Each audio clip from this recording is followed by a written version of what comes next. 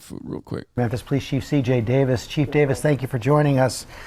C.J. Davis, the police chief of Memphis Police Department, is like doing as much as a PR tour as she can to, you know, quell the unrest that is inevitable. Okay? This morning, so the officers were charged yesterday. Why is the video being released tonight? Are you worried that it's coming out on a Friday night? Well, there was much discussion about when an appropriate time for the video to be released, George, and not just the Memphis Police Department, but with city administration and other agencies in the area. We felt that Friday would be better. We're taking into consideration the reaction of the community that could potentially take place, and ensuring that our schools, you know, are out. Most business folks would be on the way home on tomorrow. Did you give any consideration at all to or this evening, I'm sorry. Right. Did you give any consideration at all to not releasing the video, given the concerns? No, not at all. You know, as we continue to talk about transparency, and even though this is a very, very difficult video to watch, it was never a thought that we would not release this video.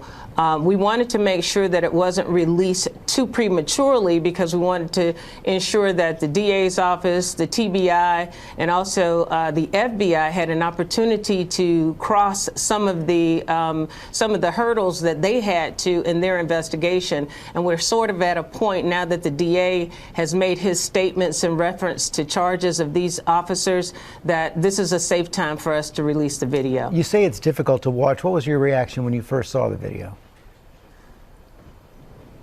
In my 36 years, George, I would have to say I don't think I've ever been more horrified and disgusted, sad, but just, you know, and to some degree confused. Confused? Yes. Why? You know, when I say confused, just in the level of aggression and response to what had occurred in this traffic stop, and it's still very unclear, you know, as to the real reason for the stop in the first place. I guess part of your confusion. Yeah, cops surely they never do that. That's so weird. Cops never like unjustifiably brutally beat someone who also dies in custody after like a routine police traffic stop.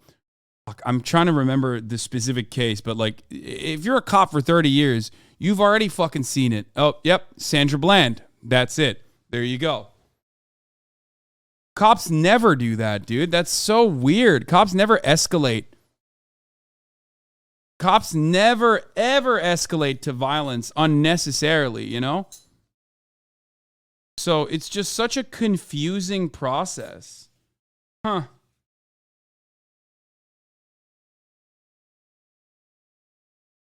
Famously so. Cops don't do stuff like that.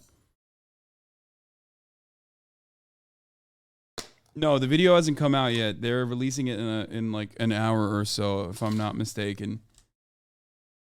Yeah. Philando Castile, another example.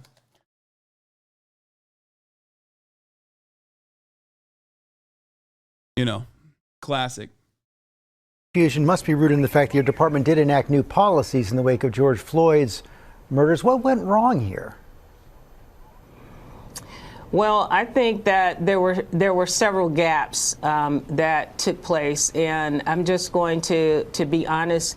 Anytime we have officers that are working in various types of units, and our police department, along with departments around the country, have specialized units, it's just important to make sure that there are supervisors that are where they're supposed to be during these types of operations.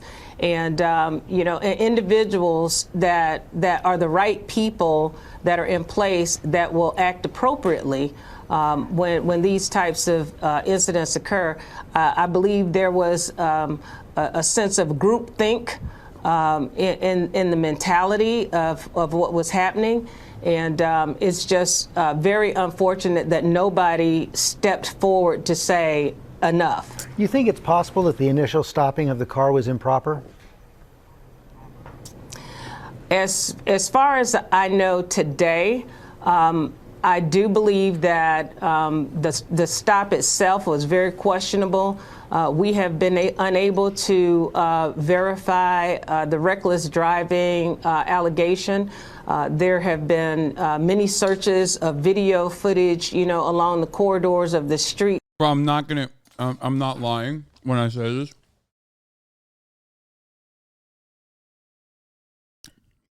They let him out to dry. I've never fucking seen DWB, driving while black. Cops don't need a fucking serious probable cause to stop someone. Come the fuck on. And every cop has been in a situation where they've defended other cops to be like, oh yeah, no, of course there was probable cause. The fact that they're not even saying that is genuinely shocking. It shows that, like, they're making an example of these dudes. That this stop supposedly occurred, or that the witnessing of reckless driving occurred, and we haven't been able to substantiate in any type of video that there was a reckless driving type of action that prompted this stop. Did any of the police officers involved have prior criminal records? No. You're certain of that? As far as I know, they did not. These officers were hired from 3 to 6 years is what their tenure was. But I'm not certain that there were any criminal charges on them. But I don't want to say for sure. But as far as I know, they didn't. How's your department going to rebuild trust with the community in the wake of this? This is going to be very difficult, for the police department. It's interesting that, like, even fucking mainstream media, which, by the way, remember, this is ABC News. Like, these guys are not exactly anti-cop in any meaningful sense of the word. They are the one. No, I don't think these are softball questions. No, he literally said why. Like, I think they're asking some serious fucking questions. Like, they're not going to say ACAB shit, but, like, this is more aggressive line of questioning towards a police chief, especially, like, a black female police chief, too. This is the type of shit that, like, lib media cares about. They're asking, like, fairly hard questions. It's surprising. I've always been a supporter of police reform and the tenets of 21st century policing. And as we continue to... I mean, he's saying, how is your department going to win the trust of the people after this? Is like, that's not an easy fucking question. Try to build trust with our community. This is a very, very heavy cross to bear, not just for our department, but for departments around the country. Building trust is a day-by-day interaction between every traffic stop, every encounter with the community. We all have to be responsible for that now, and it's going to be difficult in the days to come. Chief Davis, thanks for your time this morning. Yeah, Memphis does have one of the country's most liberal police departments, which is part of the reason why they're probably being, like, this harsh on it, or rather trying to understand where things went wrong.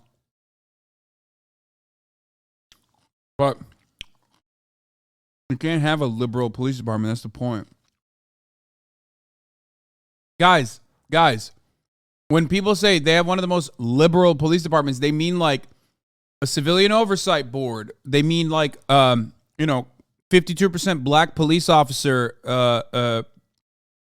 Like, the majority of the department is black. Cops look like the people that they're supposed to be protecting and serving. Like, liberal in that sense. Do you understand? That doesn't necessarily mean it's a positive thing. Like, they did all the PR shit. They followed through on all the PR guidelines. Do you get what I'm saying? To be the department that is, like, a good department.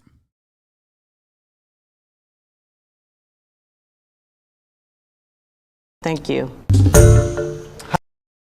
Also, the video's not even out yet, and no one is defending it. And the people that have seen it are saying this is indefensible. But leave it up to fucking Fox News, the Fox 5, to hit that note, dude. Does it bother you we don't have the cops' perspective at all?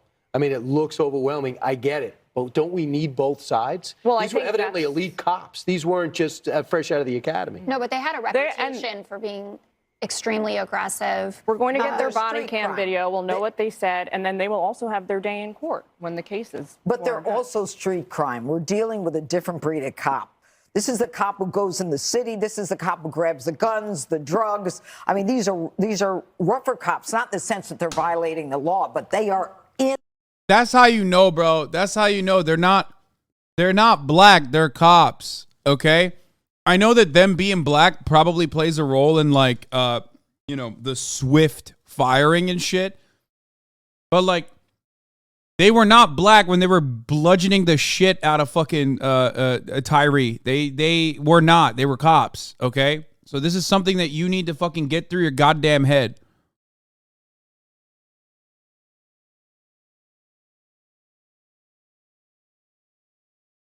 They're cops. They are doing cop shit. When the moment that they stop a random black dude driving their fucking car for no reason, that's not, you're not doing that as like a black person. You're doing that as a cop. In the face of criminals every minute. Does it bother you we don't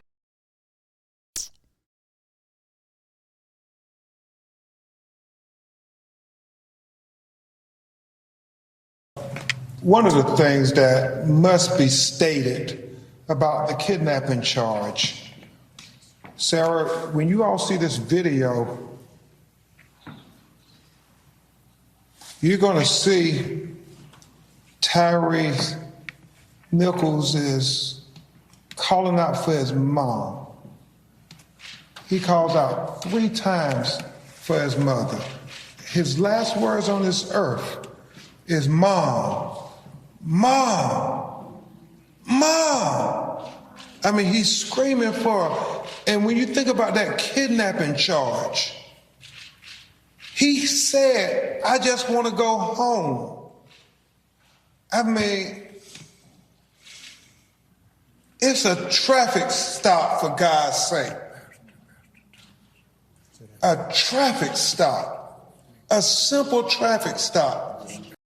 Bro, people literally said this about the LAPD stopping that teacher who may or may not have been under the influence, which I'm not entirely certain on that part. But regardless, like people were literally like, he was obviously belligerent, which is why it was acceptable to kill him. It's like, dude, what the fuck are you talking about? That's not how this shit works. In any scenario, that's not how this shit works. There is no outcome. Stream reported? For what?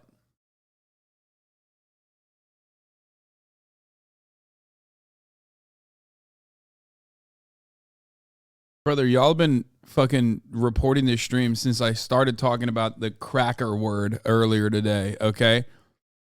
Like even the incredibly liberal ass fucking Nets DG has not come through for you. Anytime you bring up shit that like these pathetic, extremely online fucking losers care about, they immediately hit the fucking ban note. Like they are relentless, dude. Relentless. I've gotten 2 markers already for Nets DG.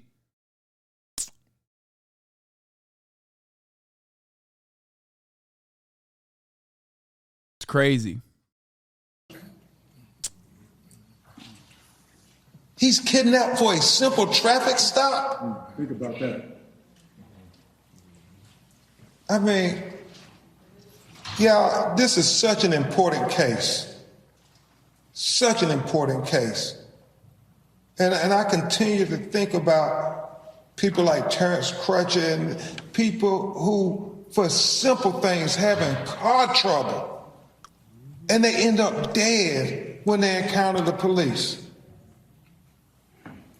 Corey Jones having car trouble. When black people have simple encounters with police, they end up dead. We don't hear about these things with our white brothers and sisters. We don't see the videos of the police doing the most with white citizens when they're routine, simple matters. And that's why we got to continue to speak to this police culture in America. It does get emotional because I know what you're all about to see, America. And as much as those 5 officers killed Tyre Nichols, it was the police culture in America that killed Tyre Nichols. Hi, everyone. George. It's true. Here's the Tyre Nichols family holding a press conference earlier. Thank you, everybody, for showing up. I just wanted to say that, as Mr. Crump just stated, I did push for murder 1 from the beginning. That was my main goal. But as the charges were told to us and they explained to us what the difference between murder 1 and murder 2 was, we're very satisfied with the charges. More importantly, we want peace. We do not want any type of uproar. We do not want any type of disturbance. We want peaceful protests. That's what the family wants. That's what the community wants. They're all I got a text today from one of my supervisors about an alert, telling her don't be in the crowds tonight. We shouldn't have that. We need to do this peacefully. Bro, bosses are fucking texting their workers to not go out and protest police brutality. That's insane.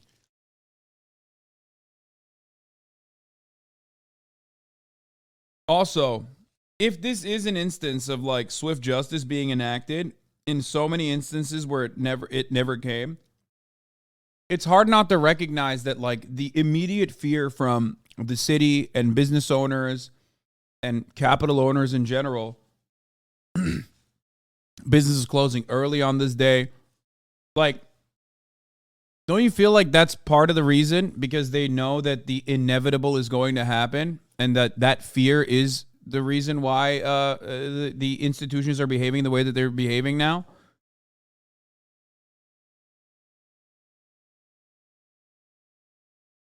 Like, if you want to stop rioting, the most effective way to do it is by creating a system of accountability within policing that literally makes sure that you don't do this ever again, that this never happens again.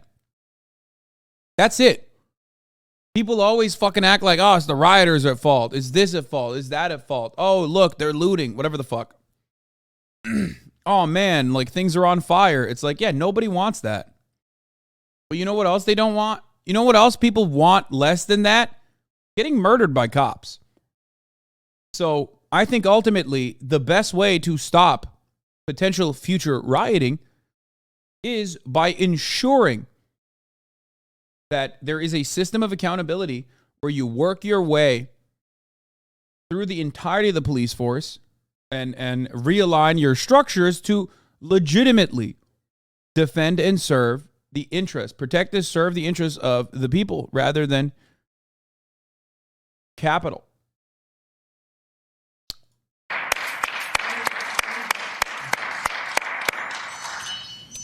The family is very satisfied with the process, with the police chief, the DA. They acted very, very quickly in this case. We are very, very pleased with that. Yes. Other cases drag on, but this is a special case. We had a special son. That's right. That prompted the quickness of this results. So, as of the Tyre Nichols family, please, please protest, but protest safely. Thank you. Hello. Thank you all for coming and showing support for my family and my son. I really appreciate everything everyone is doing. My son is looking down, smiling because, you know, it's funny. He always said he was going to be famous one day. I didn't know this is how he was going to, this is what he meant, but if... Take your time. I really don't know what else to say right now. I've said so many things in the last few days, and really I want to say I've never seen the video, but what I've heard is very horrific, very horrific. And any of you who have children, please don't let them see it.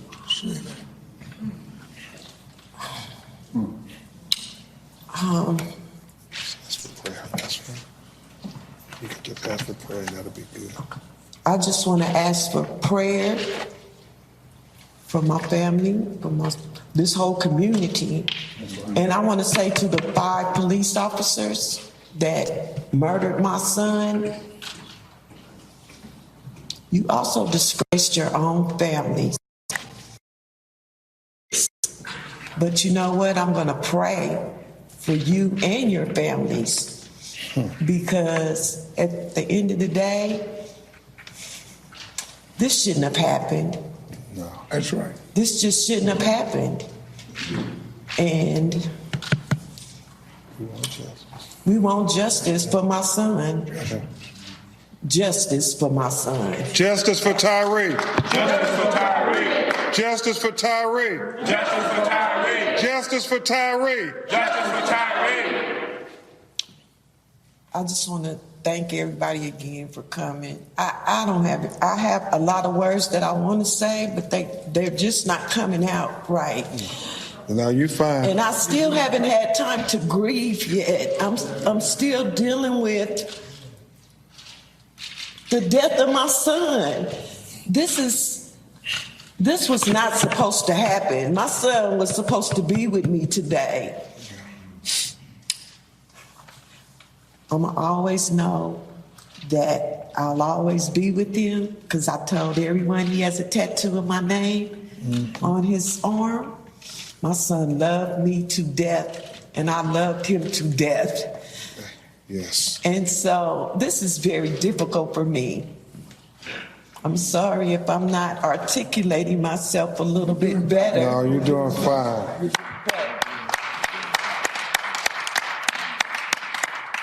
No mother should go through what I'm going through right now. No mother to lose their child to the violent way that I lost my child. Thank you. Hi, everyone. The reason why the family is asking to ensure that like nothing terrible happens is because they know how the system works, and they know that right-wing media and other institutions that defend white supremacist constructs will use the inevitable backlash, the understandable backlash that will occur against justice being served. But of course, people will protest despite the demands of the family. Because when a young black kid gets brutally murdered by police, the people that are out there protesting in the fucking streets see themselves as the victim. Like, it's not, it can happen to them, or it can happen to a family member. It can happen to another loved one. They're not thinking about it like They're not thinking about it like another victim of police brutality that is like an individual act of police brutality as like bad cops or bad apples.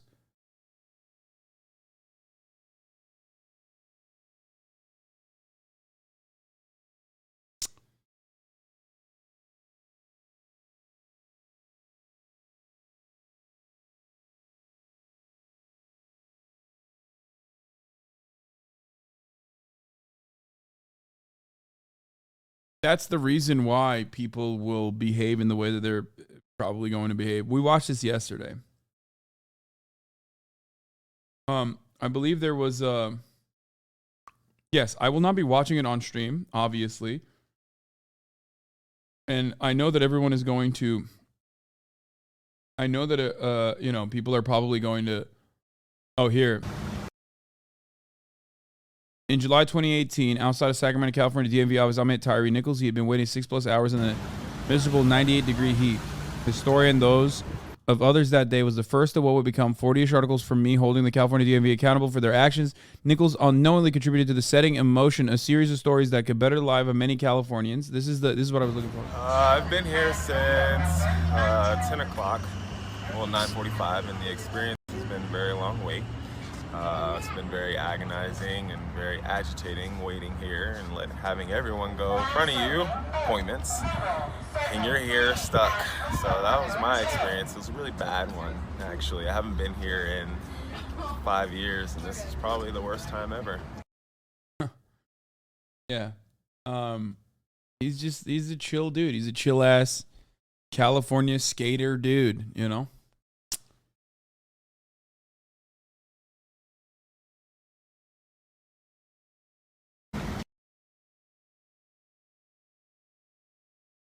I'm hoping this could bring comfort to those who knew him well or didn't know him at all, but are impacted by the situation in Memphis. I'll remember him as an upbeat and remarkably patient young man despite navigating a difficult circumstance. May his memory be a blessing.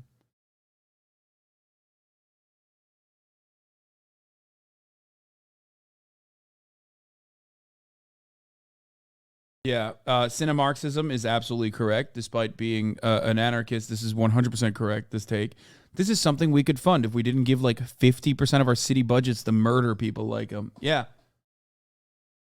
Every time your car drives over a fucking fat pothole, every time that you look at like other cities that have public transit with longing, every time you look at like a European city and its beautiful parks, remember that the reason why you can't have those nice things that we certainly have enough money to pay for is because all of that money is going to the cops. Straight up. That is literally true. That is absolutely 100% true. Bro, stop. Wait, what do you mean, bro, stop? It's 1,000,000% true.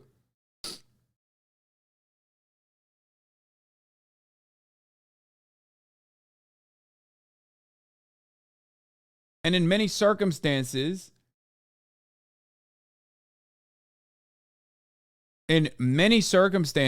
okay, those cops aren't even fucking doing their jobs. Like, their clearance rates are dog shit. They're not exactly fucking, you know, out there actually solving any meaningful crime. You know what I mean? Yeah, it's the military-industrial complex coming home.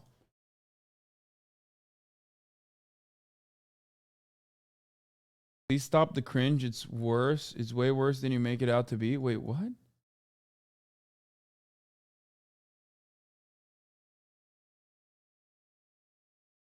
Matt Walsh responded to Jamel Hill, who said, I need so many people to understand this regarding Tyre Nichols. Bree Newsom Bass said, diversifying the police force doesn't end racism because racism is inherent to the organization of the institution and its daily operation. Racism is what policing is, which is true. It's not theoretically what it's supposed to be, but historically and in contemporary society, that's what policing has been. From slave catchers, which is asset extraction, okay, all the way to our modern day contemporary police departments. Okay? Yeah. Police did not always exist in the history of the United States of America. There originally were no police officers. There was no federalized unit either. Okay, you either had posses, which again upholded or were formed specifically to engage in slave catching, or to enact white supremacist violence.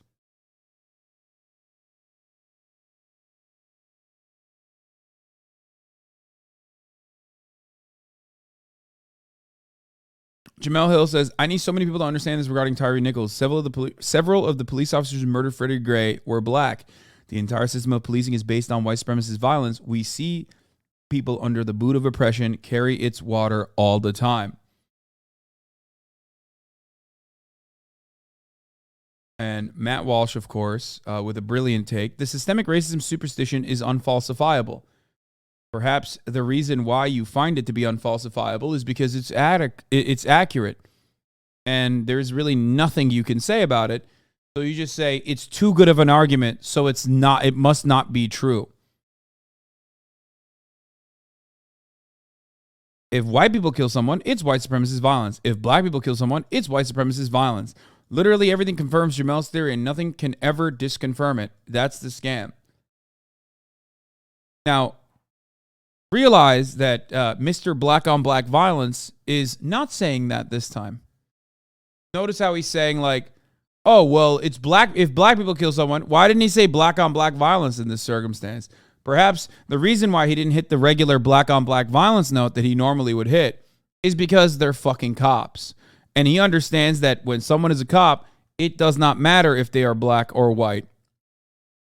Their job, as Jamel Hill and Bree Newsom Bass correctly pointed out, is to uphold a system of white supremacy. They're cops.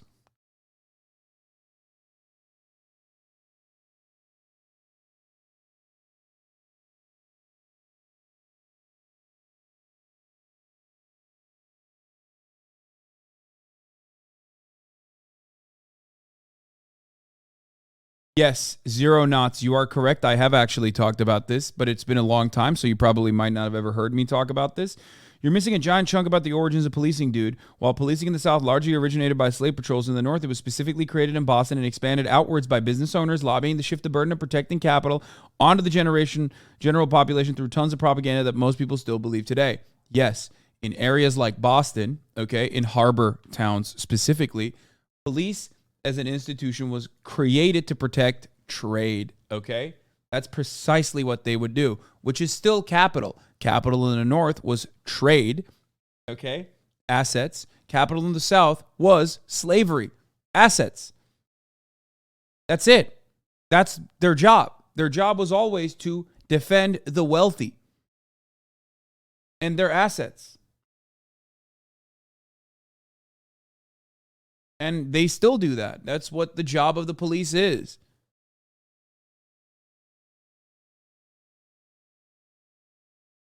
Both in its inception and also in contemporary society, police as an institution is there not to protect and serve the interests of the citizens, but instead to protect and serve the interests of capital.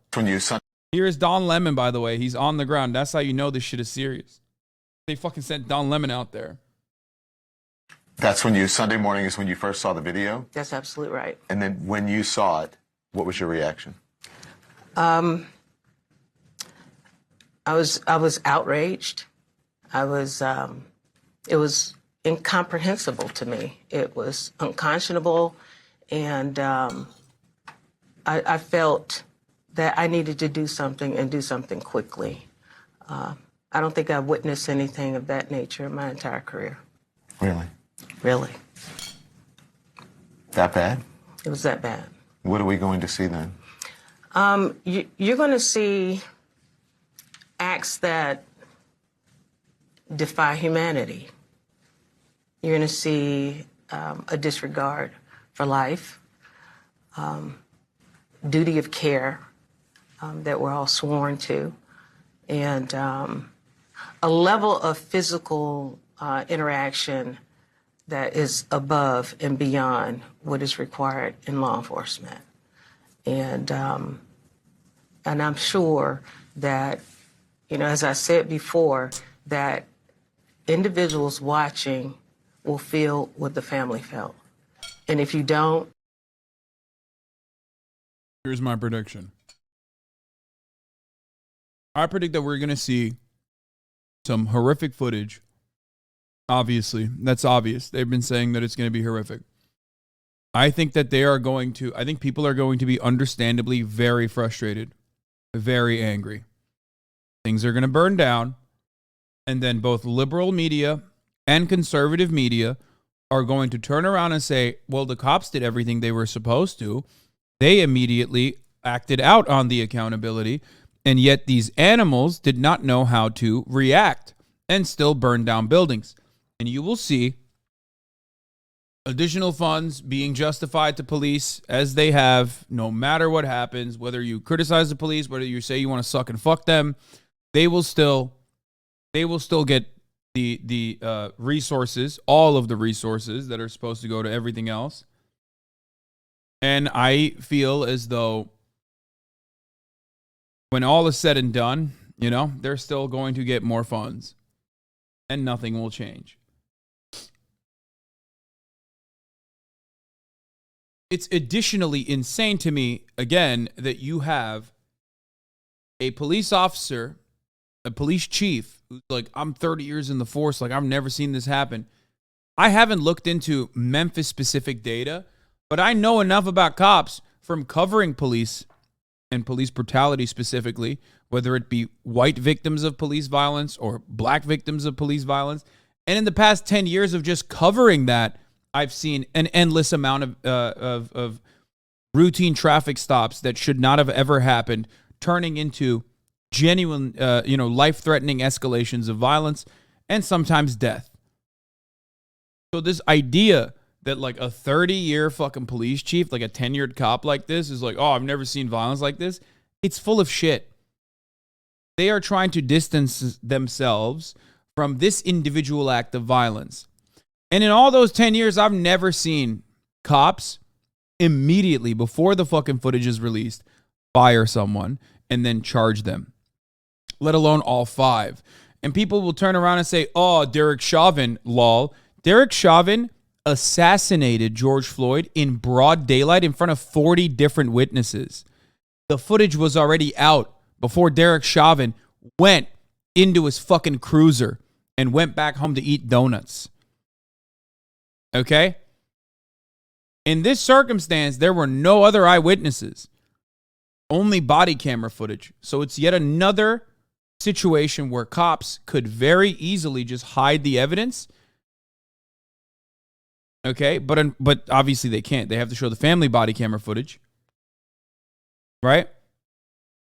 And they saw it and they knew what the reaction was going to be.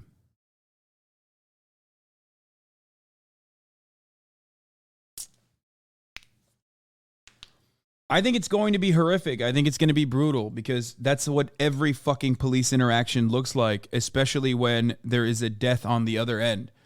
And as someone who has seen countless hours of police brutality, I'm telling you, I think the reason why they're saying that this is like unique or anything like that is because, yes, it is uniquely torturous, most likely. But also they are trying to distance themselves from the actions of these 5 police officers because of the inevitable backlash. The family press charges, absolutely. Are you out of your mind? Yes.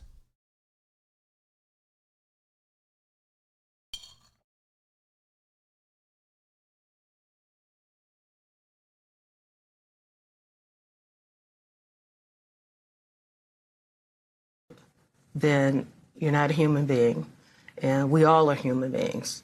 And I think there will be a measure of sadness as well.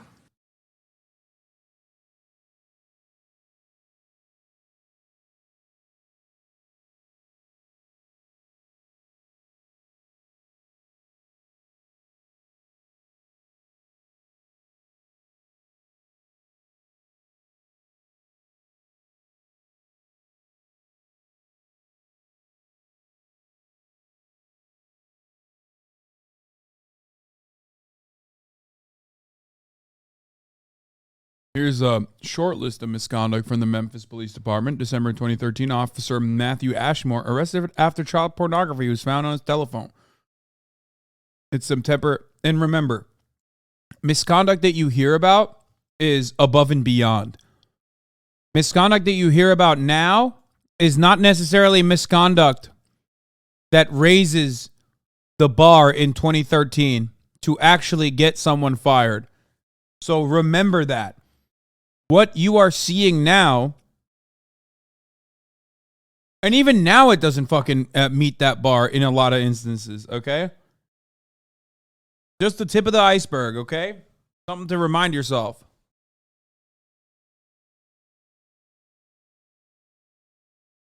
Officer Van Stacks convicted of drunk driving and weapons charges. Officer Alex Barron allowed to plead guilty to reduced charges as a result of reckless behavior. In August 2012, he was driving his official vehicle at more than 90 miles an hour without lights or sirens. He struck another car, killing a woman and her daughter. He was sentenced to 6 months in jail and 6 years on probation, but will not serve the entire 6 months. He murdered someone with his car.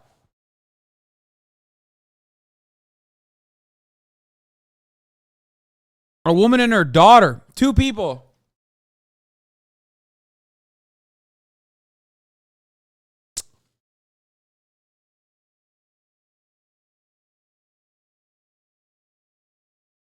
The unit that murdered Tyre Nichols was created in 2021. We're about to see what the radical centrist push to hire 100,000 more cops nationally looks like in action. The system is fundamentally and morally indefensible. Yep.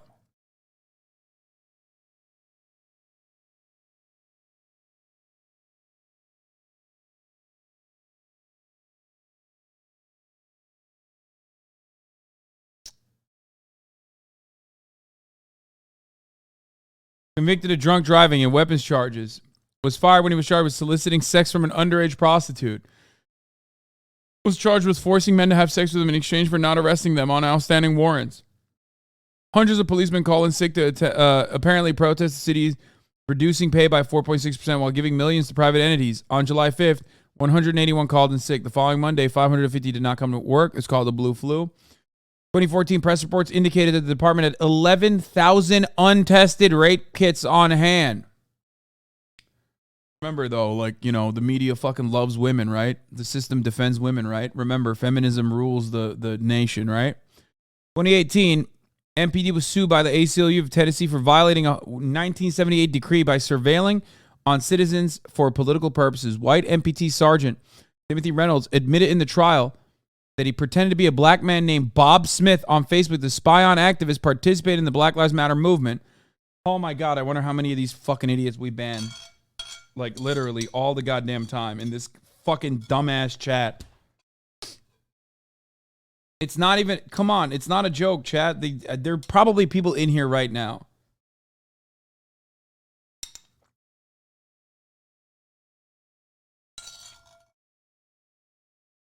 You know what they sound like.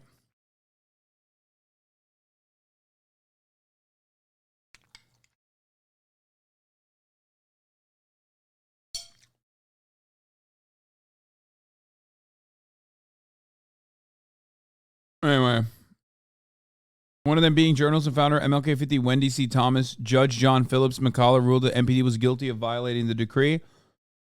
In late 2020, retired MPT homicide investigator Eric Kelly was charged with having a sexual relationship with a murder suspect. Christ.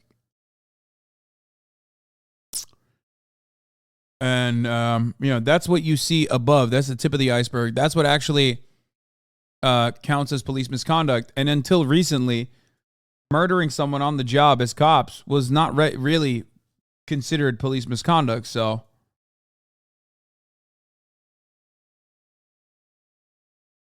that's one department from 2023 until now.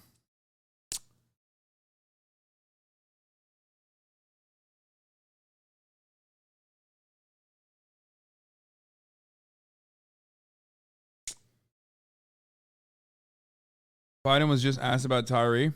With the nation watching this videotape and what could happen, what is at stake? What's at stake is, first of all, innocent people's lives, number one. Number two, it has a lot to say and do with the image of America.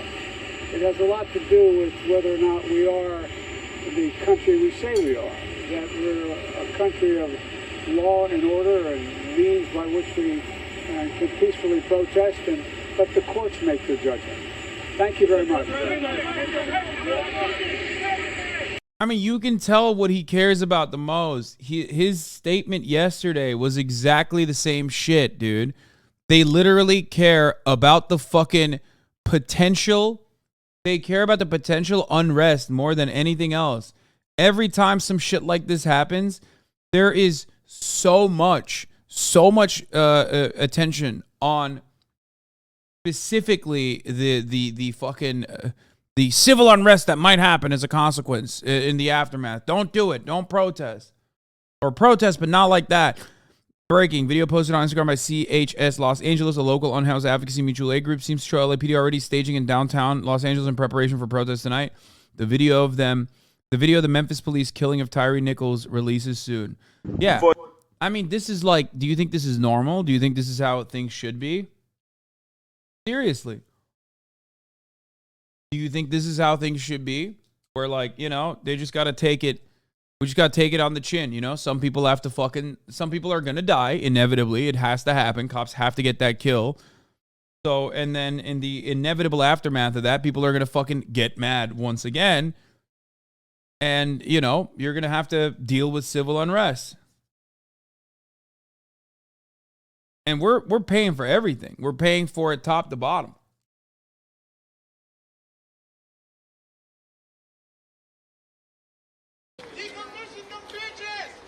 Protests have already started in Memphis. But then also, in all fairness, if we're going to start talking about like this bandit Scorpio unit, we have to start from the top. We have to start with MGU. Yeah. So they're the start of the problem.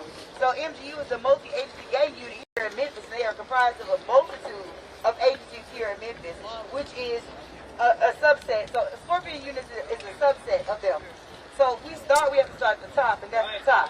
We have to start with MGU, and they have to go.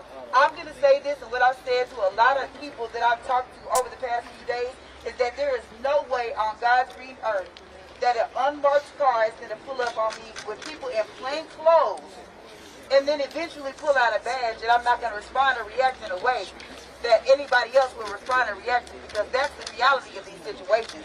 You have people who look like everyday citizens pulling down on folks, pulling weapons, and then murdering them. Tyre was the fourth person to be murdered by MPD since November. Number four. The reason that we are out here today was because the other three were shot. He was brutally beaten to death. That's the reason why we're out here. Clever bro, thank you for the 5. Get the subs. The community has not been privy to on a regular basis, sometimes several times a month since November, multiple times a year. So at some point we have to come down and we have to say this has to stop. And there needs to be, I hear Strickland say reimagine, but what the fuck is he actually reimagining? Because we've been going through the same thing for years. I've been out here myself personally on these streets, on the front line since 2020, since George Floyd. But there's many black people in Memphis that have been dealing with this and been on the front line a lot longer than I have. And that's sad. Why do we continuously have to get up here and ask these questions? It's frustrating as fuck for one, but secondly, it's disheartening to know that the people that are hired to protect and serve are the people that are most feared in our community. When is that going to stop, and when is accountability really going to be set forth for the citizens of Memphis, Tennessee? Because that's the real question. We can't sit back and act like this is not a normal occurrence, because it is. This just happened to be one of the most brutal. It's the most brutal. It's going to be bad. I have not seen the video, but I've heard the description. And y'all, when I tell y'all, I know I'm going to watch it, but I don't encourage anybody who does not have the stomach to watch it, because it is brutal. Everything you think you've seen, you ain't seen nothing yet. And that's the hard part for all of us back here. That's the hard part. So when is Memphis going to step up and actually fundamentally change the system of policing in Memphis? Because that's what we're asking for, and that's what we've been asking for. That's what the country has been asking for. And we keep going unheard. And it's time that it stops, and it's time that our voices are heard. We need to be heard. We are not playing. And like everybody else has said, I'm going to second. We are going to show up every day until change is actually made. Check Twitter. It dropped. CNN. The CNN video is out. What do you mean? Like, do they have? Is it censored? Like,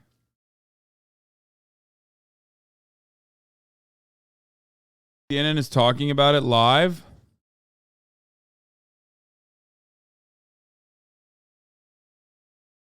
There are 4 videos.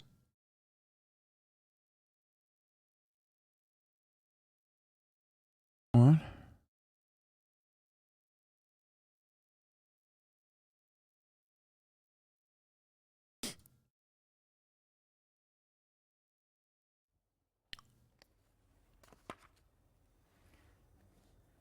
Okay, as we were saying, you're going to have some parts where you hear and some parts where you don't. It begins in this first clip.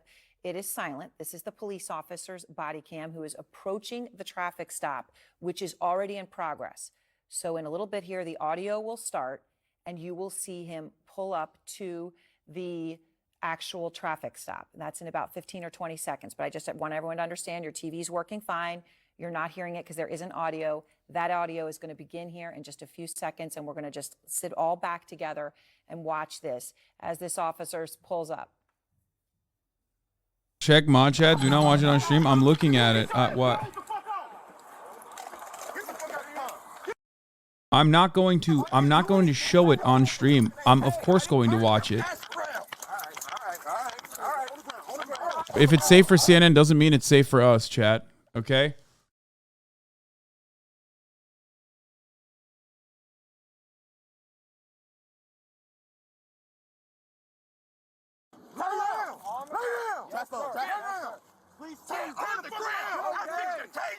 Trigger warning. I'm gonna issue a trigger warning right now of police brutality.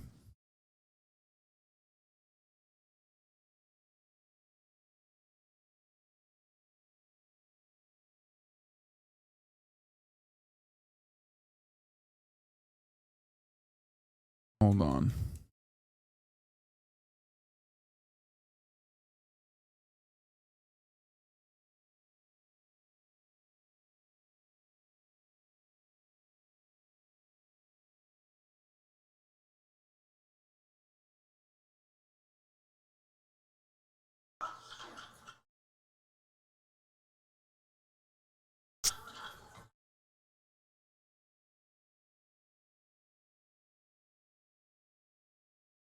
They're chasing after him now after they tried to tase him. He literally said, "I'm not doing anything."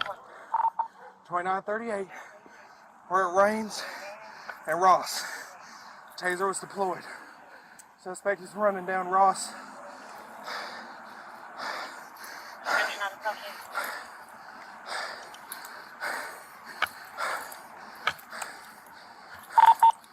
Young male, black, slim build, blue jeans, and a hoodie.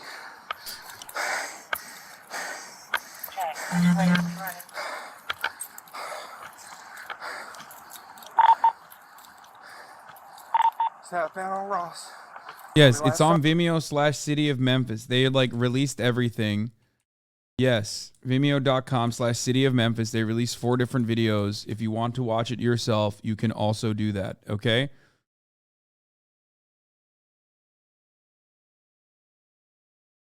Yes, Vimeo.com/City of Memphis has the footage.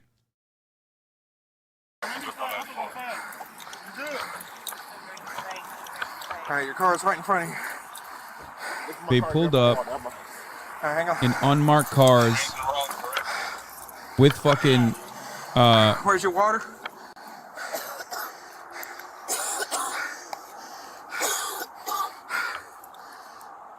Can't see shit.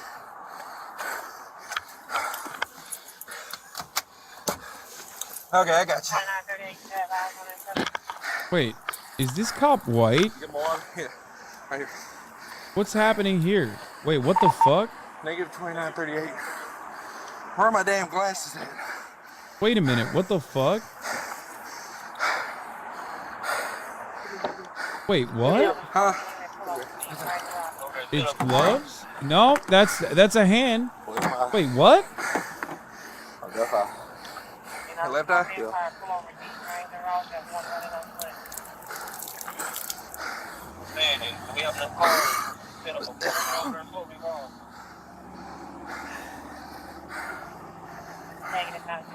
Spread me again. Left eye again? Yeah. Oh, this is... No, there were 2 encounters. So they're saying that...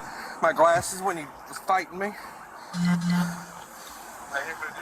No, it's not tight yellow latex gloves, dude. No.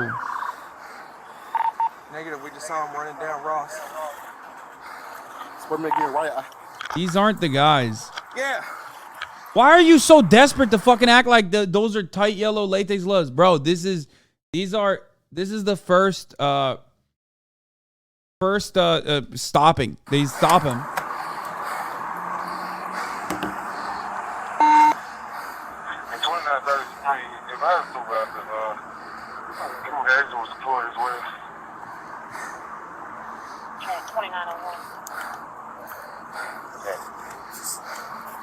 What's up? Right eye. All right, ready? Yeah.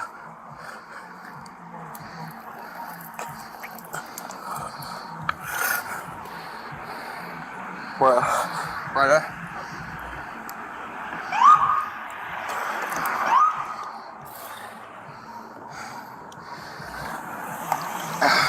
Which way wrong? That way. So that's the second unit. That's the gang unit, right? That's the undercover. That's the Scorpion unit, I think. Yeah, they pepper sprayed each other. That's why they're fucking. That's why they're fucking spraying water on one another. Also, I'm gonna run the ad break right now. I forgot to run it earlier. I'm sorry. Okay, it's just 3 minutes. You already know.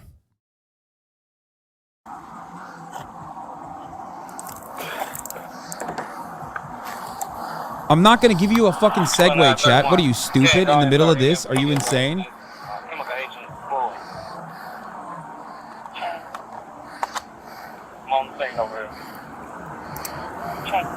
There's a lot more. 5 of them are in the end, yes. He's picking his taser back.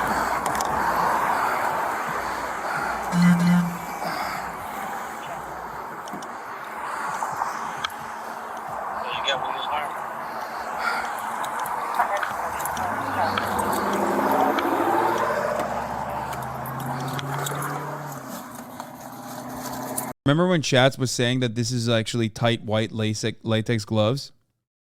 Come on.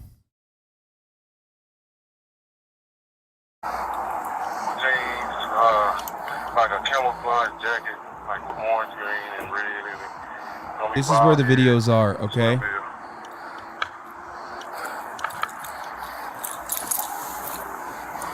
He couldn't that far. 2938, did you also read that I deployed my taser? 2938, I have that down. I have not a company around. Check. 1901. Check this together, yeah. 291 can help us find it just bit. Check.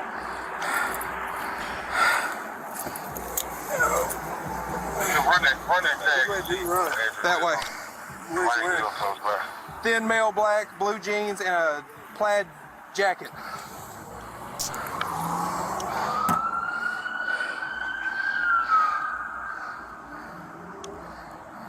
Hey, I gave you the tag number on it.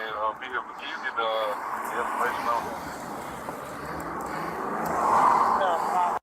You good right now, guys? Hey, give me the address on it. Hey, what on foot? They found him. Okay, so they find him. Check.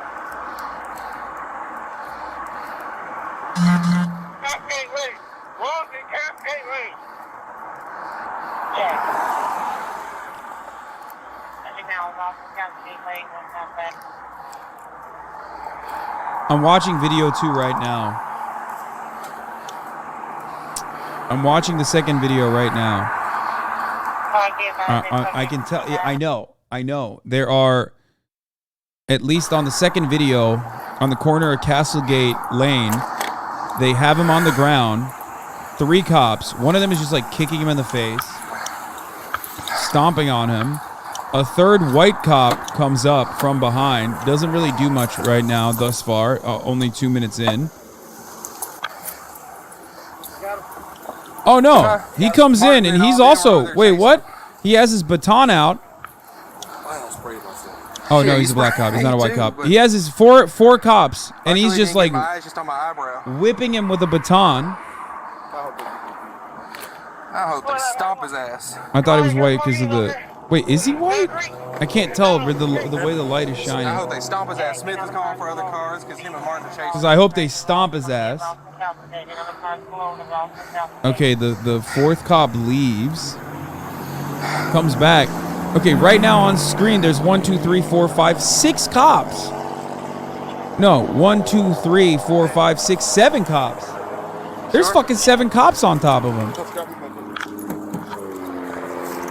And it doesn't seem like they're stopping anybody else. Stay right with the car. All right, I got you.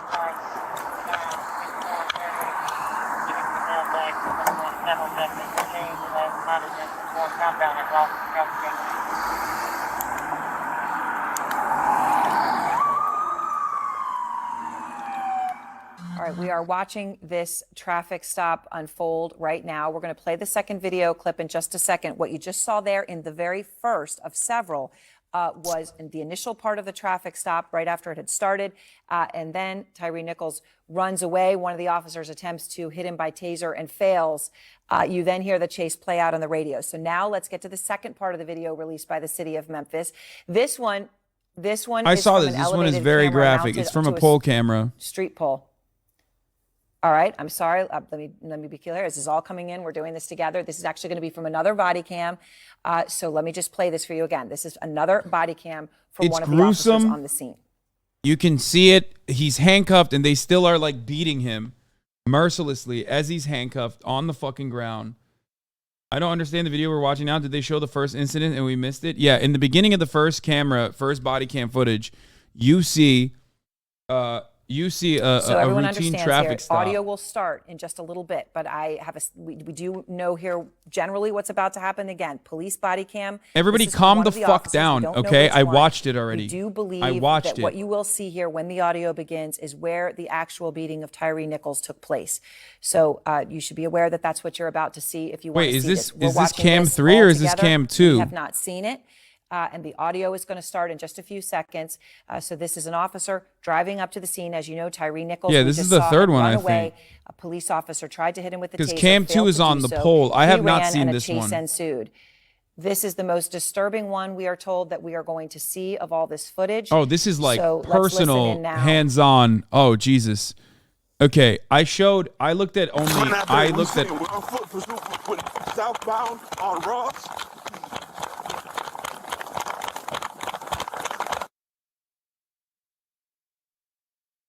It was a bullshit traffic stop where they started tasing him and he ran away. And then they found him on the ground. Hey, give me your hand. Give me your hand. You might get sprayed again. Hey, Mike. Hey, bro. Oh, that's dude. He runs up and immediately pepper sprays him. I'm muting the desktop audio. You guys don't need to hear it, okay? He is just screaming for his mom.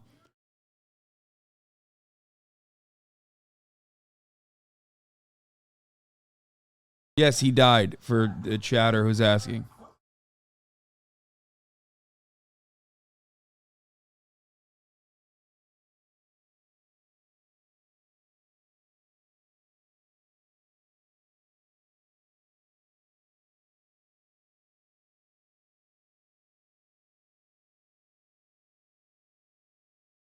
Yes, you're going to hear it when I'm talking. Shut the fuck up. It's okay. Jesus Christ. Yes, there is going to be elements that you're going to hear. I already issued a trigger warning. Leave the fucking chat if you can't deal with it, okay? The fuck do you want?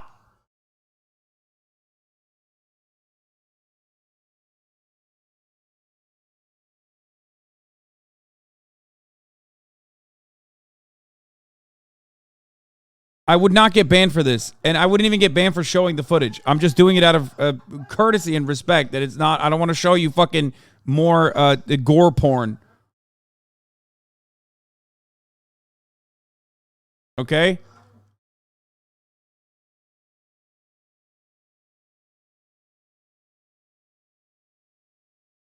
Yes, to my understanding, he's a couple houses away from his parents' home, or his mother's home.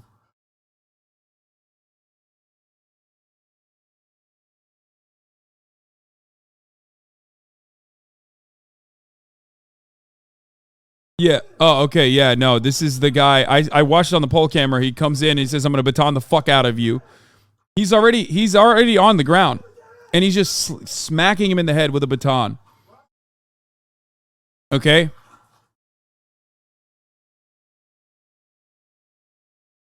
He's literally on the ground. They slap him. They pick him back up. They slap him in the face. There is like no protocol. They're just like mercilessly wailing onto him.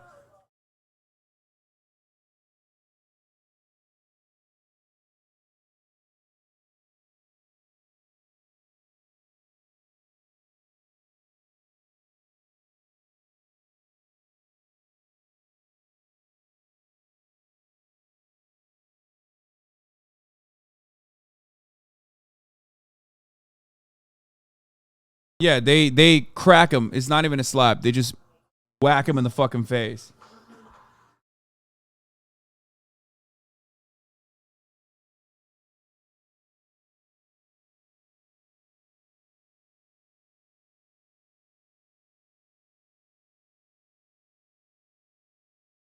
They're literally holding him, screaming, "Give me your hands," while fucking beating him. Now he's on the ground.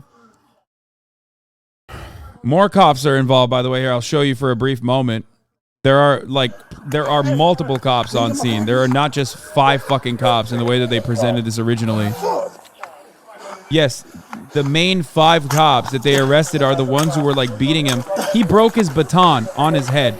He's trying to put his baton back in. He can't because he broke it on the fucking victim's head. Okay?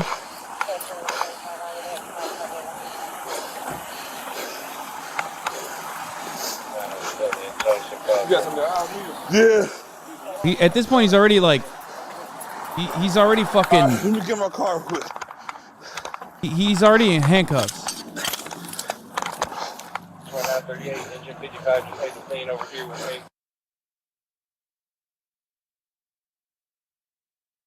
I don't think he could have shoved. I think he tries to shove it in. I don't think he was able to shove it back in. Maybe he was. It doesn't seem like it though.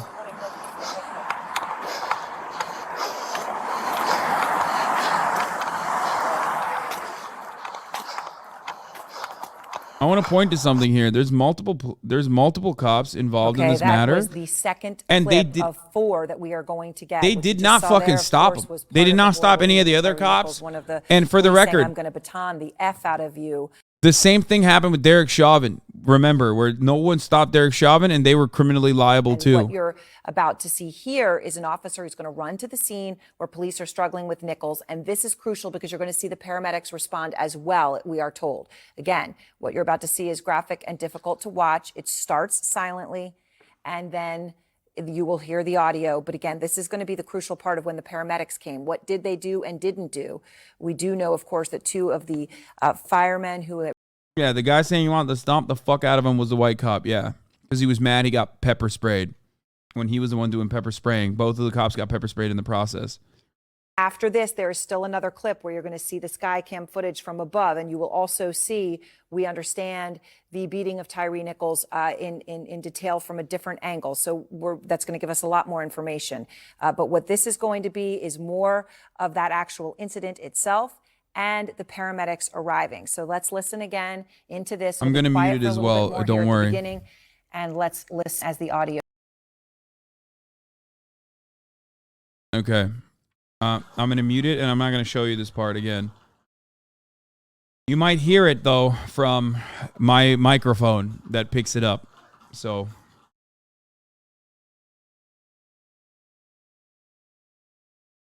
you can still see it clearly. He's just like holding him down, Dude, they're holding him down. He's on the fucking ground and they're just kicking him in the head.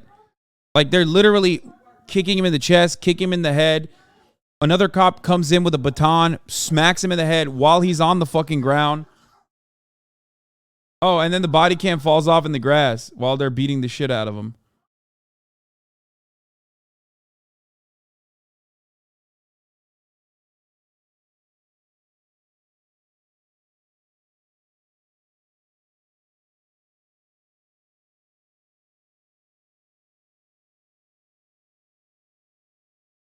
Yeah, they end up picking him off the ground so the other guy can wail on him.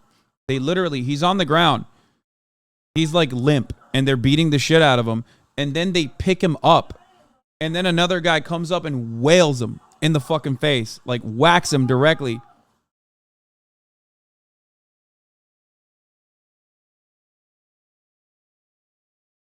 Remember the LA captain said that we left cops go on traffic stops, just said that every officer on the scene should be let go?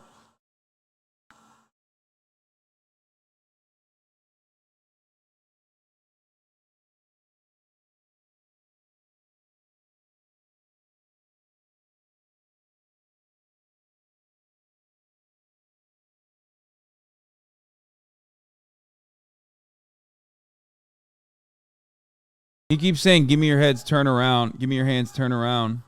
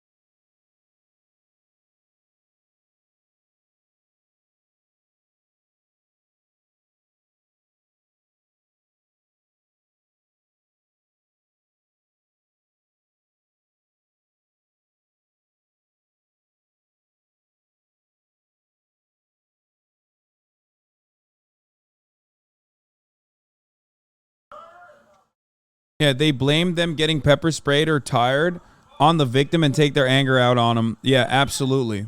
Absolutely.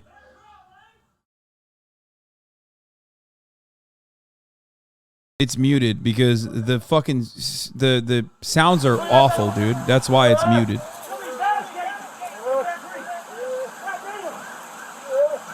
There you go.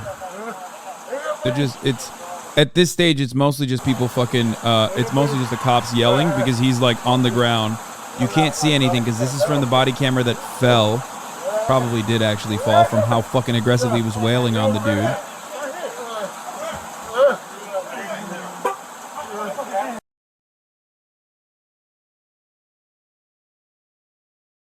You can hear his jaw. I think his jaw is broken. I can't tell, but like he's not speaking at that point. Like he can't even talk. He's just like they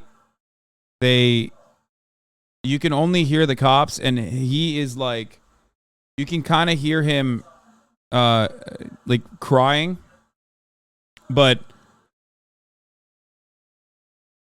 like he's just groaning and he's moaning because like he's at a certain point it's like he was trying to speak in the beginning and they just kept beating the shit out of him. They pick him up, they beat him in the face. There's no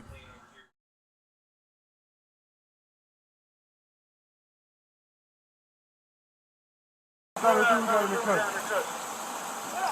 man. Man, this man here, man. You can just talk so much shit, man. I can't make out what they're saying in the background.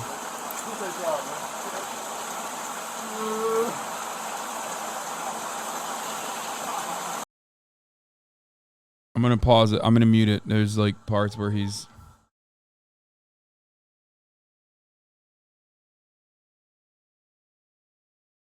Get him up? They say get him up.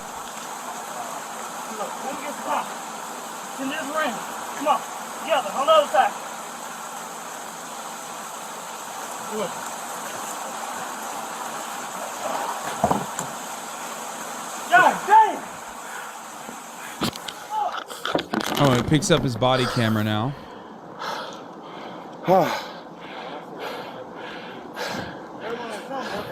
He put the body camera. They're claiming that he's on something.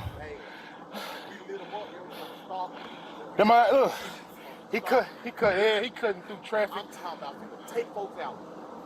Oncoming traffic and everything. Man, I got your camera, man. 2938. Does the fire department need to come down to you, or are you bringing him back down here? Bring him down here. Bring him down here. So they claim you can't see anything in this one. Chat, calm down. The audio was the worst one on this one. They claim that he's on something. I believe they. Are you looking for your glasses, bro? I think they claim that he is. He puts the body camera back on. I believe they claim that he has he was reaching for their guns or something, which is like pretty basic cop shit for the record. Y'all see some glasses over there?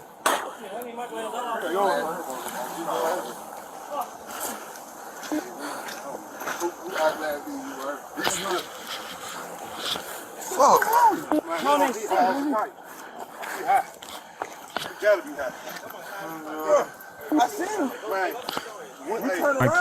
I can't see the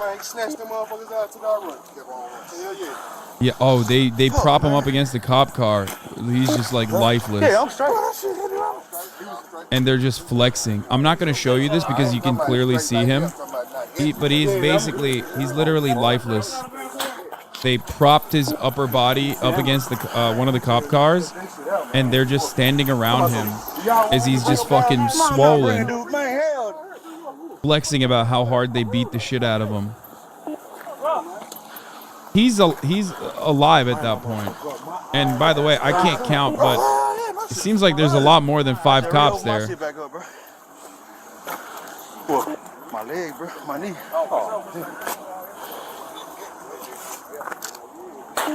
I said, see open the door. I see wiping his face. Hey, he took our running as soon as I seen him wiping his face, bro. Hold on, where y'all see him? Right here. He was running through the yard, bro. This why I got on. I said I couldn't see no more. Boy, you said that. We went through there. Yeah. Y'all said bald head, though. I was like, yeah. But then he started running, bro. He was wiping his face. I said he wiping his face. Bro, he's still literally on the fucking ground. They're having like a powwow. They're having a fun little get together. Okay, right on time. As soon as I took his ass to the ground. So I like fuck my leg, bro. I know I'm finna feel this shit. Bro, my shit been hurting all day. Some of them might be EMTs. I can't tell. That motherfucker ain't started no more, bro. Yes, bro. They have no remorse, no concern. Oh, some of them are EMTs. Yeah, some of the white dudes that are coming in now are EMTs. Hey, sit up, bro. Sit up, man. He fell. They propped him up. Oh, fuck. They propped him up on the side of the car, and he literally fell. He's just lifeless. His body is lifeless at that point. And they pull him again, pull him up.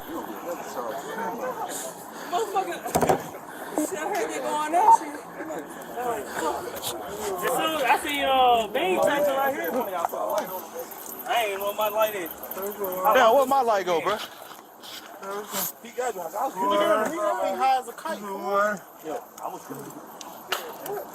He's still, I think he's still calling for his mother at that point. I'm gonna mute it here, but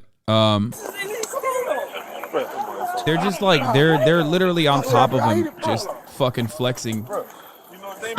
Hell no, I ain't get. Hey, hold on, let me get my shit. Please. Man, I was hitting him with straight haymakers, dog. Man, come on, man. I'm watching him, though. He was rocking that shit. You heard that. He said, man, I was hitting him with straight haymakers. He said, man. What the fuck? Man, I'm telling you, bro. They're literally fucking celebrating it, dude. Here, this is like, he put the body. Oh, shit. He on there, dog. Fuck, bro. They're fucking laughing. A haymaker, like, punches. Everybody got sprayed. I sprayed, he sprayed, hip heel tased, he jumped up, left the tased. I sprayed, you sprayed, he tased. Then he was going, he full of, nah, not dope, he full of dog. Then he was going for my gun too, so I'm like, he grabbed Mark gun and everything. That was like, that's long as I'd have been in a minute, man. I know it's not muted. It's not. Man, listen, I ain't even look. We got him out the car. We was like, hey, bro, you good? Motherfucker swung. Wow, almost hit me. And then you reached for Mark's gun. Then when he slammed to the car. Oh, reach for his gun? Yeah, bullshit. On Mark's gun, like that motherfucker on there. Fuck me, man. I don't know what that man. And he's strong. He's strong. Hey, he's strong as a motherfucker. Mind that motherfucker so good. Hold on a second. It's the dope, bro. It's more than dope. That's more than dope. He's caught strong and hot. That's what it is.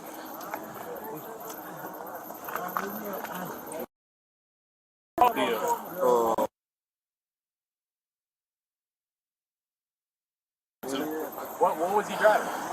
It's I'm not kidding, dude. Okay, here's what I'm gonna say that's like probably gonna come across controversial, but like this is regular police protocol. This is like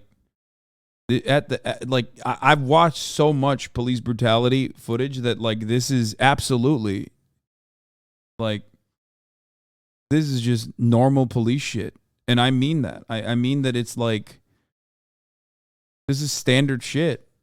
It should not be standard, and obviously it's gruesome and it's abhorrent, but like I guess the uniqueness is that they didn't use weapons on him, and they killed him with less than lethal methods, which are still obviously clearly lethal. Right here? He was all the way around. I seen him running. Me and Real rode past him running, so I got him right here. He was wiping his face. Then he just took out running.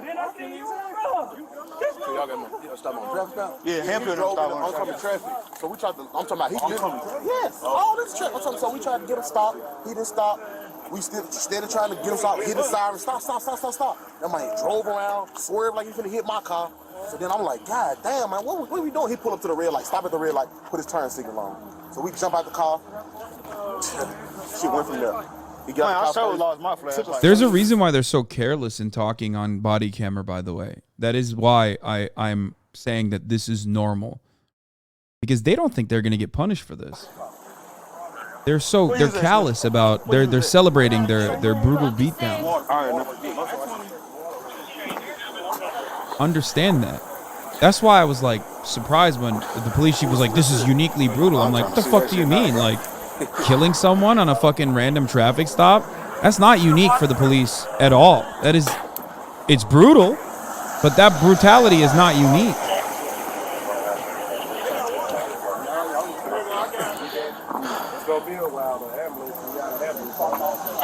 There are aspects to this that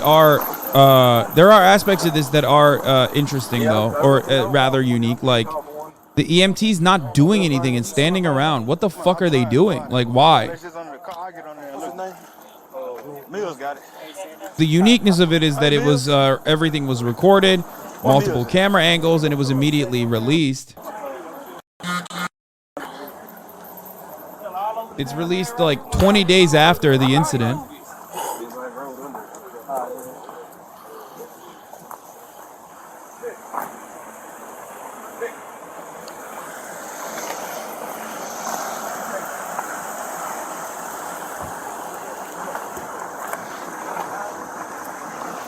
It's just like 20 minutes of waiting around as the cops are like talking about how good they beat the shit out of him as he like falls over multiple times.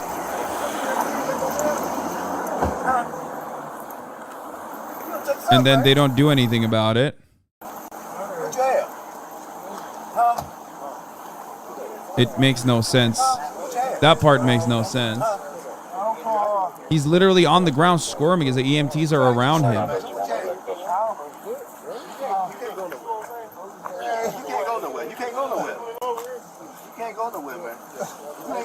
I think the uniqueness of this tape is that you can actually hear their absolute indifference to his life afterwards. I've never heard cops celebrate a kill before. They do it. Guys, 1,176 confirmed kills by the police in the year 2022 alone, a uniquely brutal year for police. You think they don't fucking celebrate their confirmed kills on the job? Are you kidding me? Of course they do. They 1,000% do.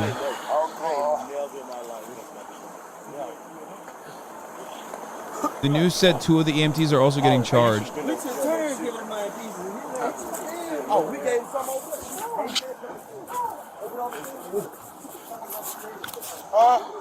What? Yeah, I guess they fired the 2 fire department officials that also didn't do anything here and did not render aid.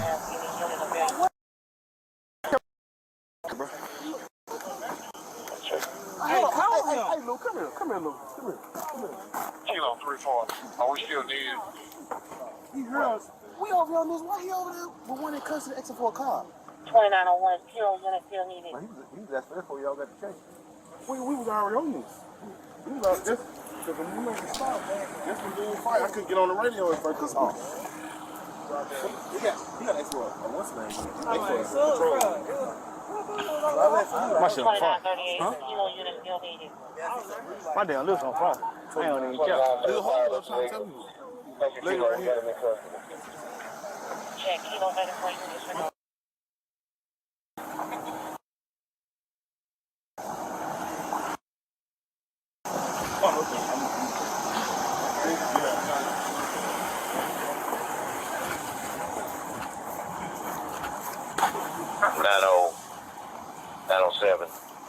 What unit transported that stabbed victim in to where?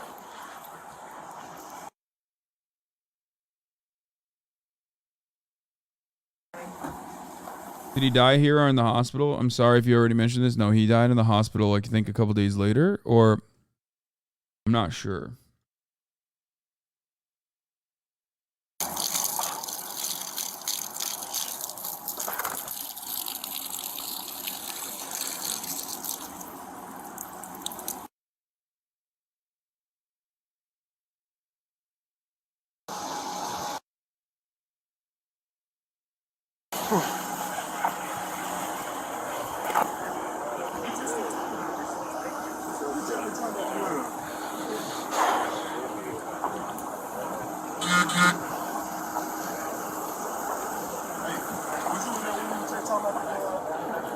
Yeah, he died of kidney failure and cardiac arrest 3 days later in the hospital.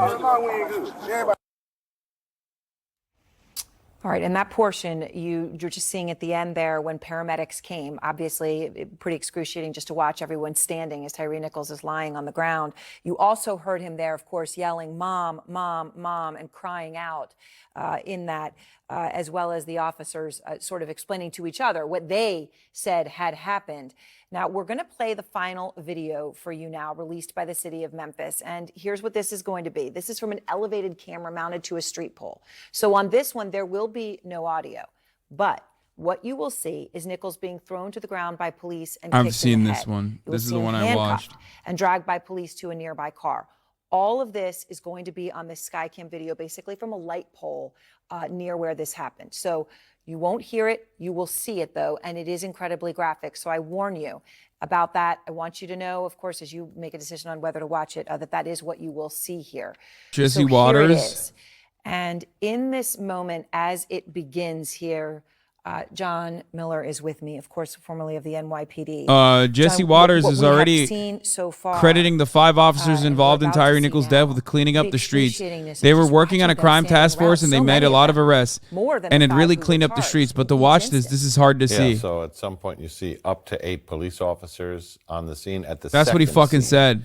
Is he's But we're watching starting- these the guys story's wail starting on to this take dude. shape in that you see the first scene when the officer Bro, this is got the like, body this cam is running. kind of fucking stupid, but like, I'm not even kidding. Just watch We Run the City. Special units like the one that we're talking about, the Scorpion unit that was tasked with tackling gang crime, okay? And the real story of the Baltimore gun violence task, the special unit sanctioned with like combating gun violence in Baltimore, we own the city, sorry, are identical parallels where they are seen as like producers. You know, they are seen as, these units are seen as like producers, gun trace task force. Yeah. They're seen as like the best of the best in the force because they get results.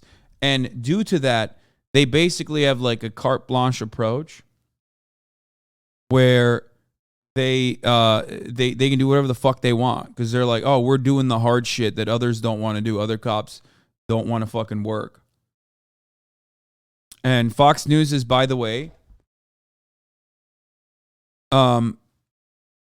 Fox News has so far blamed diversity training for cops' use of lethal force. Doesn't even have to make sense. Doesn't make sense.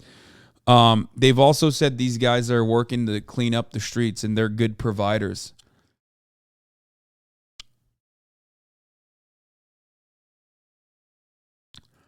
And I assume they will start talking about the protests soon. They will move quickly to talk about how like the protests are actually inexcusable. That's the real problem. I'm going to show you a brief moment of this from the poll footage because this is where he comes in with the baton as he's already on the ground being pummeled by 4 officers, and this other cop comes in with a baton to whip him in the head. They pick him back up and continue wailing on him. His hands, as far as I can tell, are already behind his back. One cop is holding him, his hands. One cop is holding his hands behind his back, and they're wailing on him as they hold him up. I'm going to show you brief moments of this as well. Look, as you can see, they pick him up and they punch him. Okay? There are 2 cops completely restraining him, picking him up on his feet as the other cop comes in to just literally beat him. You also heard from the original body camera footage of cops celebrating how hard they wailed on him.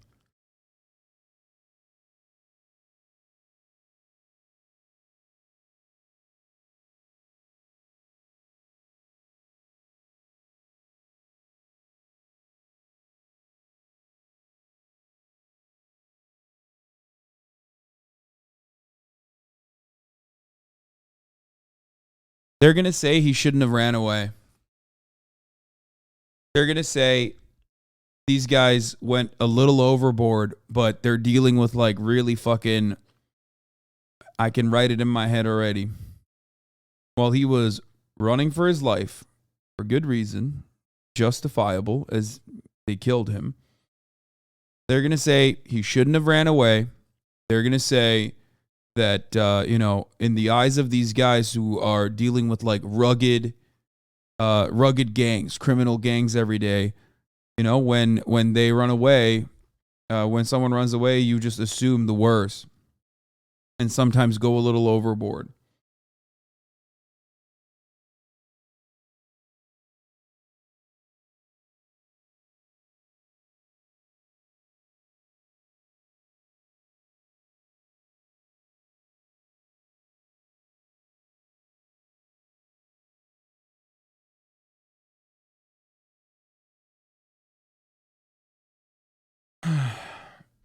A 5th cop comes running and kick him after he's already in cuffs. Yeah.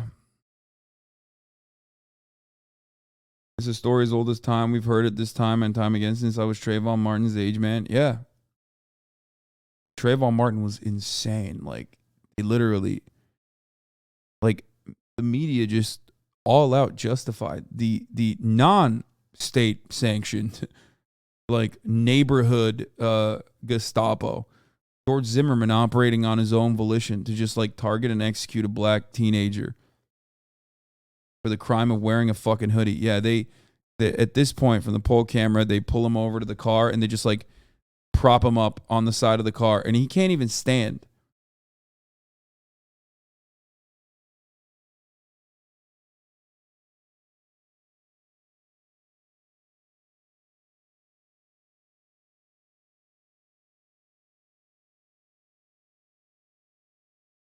George Zimmerman? Yeah, he did get away with it, yes. Not only did he get away with it, he sold his gun years later. George Zimmerman was also going on a fucking conservative media tour, signing Confederate flags. You know, just think about that.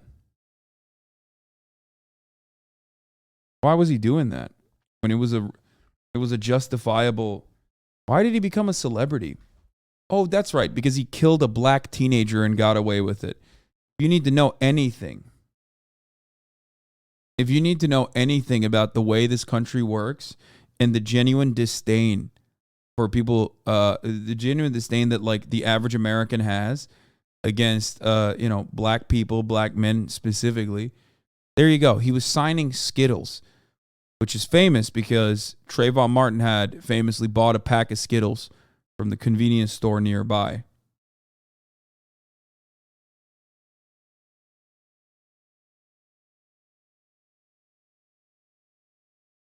What? Trayvon Martin is why you fucks hate LeBron James? What? I don't even know what this means. I don't know why you banned him, but...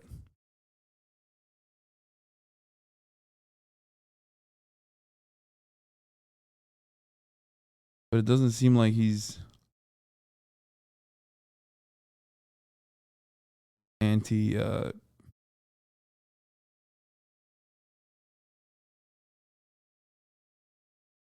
Again, that's another officer. Then another officer just sucker punching him. We have something in policing we refer to as the force continuum. I'll be back in 1 second. And that's where an officer starts with the lowest level I of have to force, pee. which is merely But their they're giving presence. commentary on then it it elevates to verbal commands, and then physical, and then it goes to pepper spray, a baton, and the worst case scenario is deadly physical force with a firearm. I don't foresee the need for the elevation above the physical force. I see a baton was used. I see officers kick this individual in the head. It's clearly excessive, but what's even more troubling is no officer was willing to intervene and say stop. I mean, there's a point where you have to intercede and say either stop or physically step between the officer that's assaulting the person and that actual individual, and that didn't happen. No, So not even an intimation of such a thing happening. Charles Ramsey also with us, the former Philadelphia Police Commissioner and D.C. Police Chief. What do you see here, Chief? Well, the poll cam video is the damning video. Yeah. The first video, you could see how aggressive the officers were in taking him out of the car. Obviously, they used pepper spray. They not only sprayed him, they sprayed themselves because you could see them getting the water flushed to flush their eyes and so forth. The second video, I couldn't pick up a whole lot from there. I caught a little bit of it, but the poll cam video is the one that is really justifies the charges that have been placed. I mean, is it beyond anything in terms of policy training or anything else? Nobody trains for that. And you know, I mean, these guys are acting so far outside of bounds. Are they? You know, you really can't explain it. Yeah, I wonder why Charles Ramsey, former Philadelphia Police Commissioner, former D.C. Police Chief, would say that. And so much that he's limping around. The other, when Nichols was handcuffed, I mean, he's throwing hook shots at him, punching him in the face. You know, I mean, it's as bad as it was described. I mean, there's no way of describing it any other way.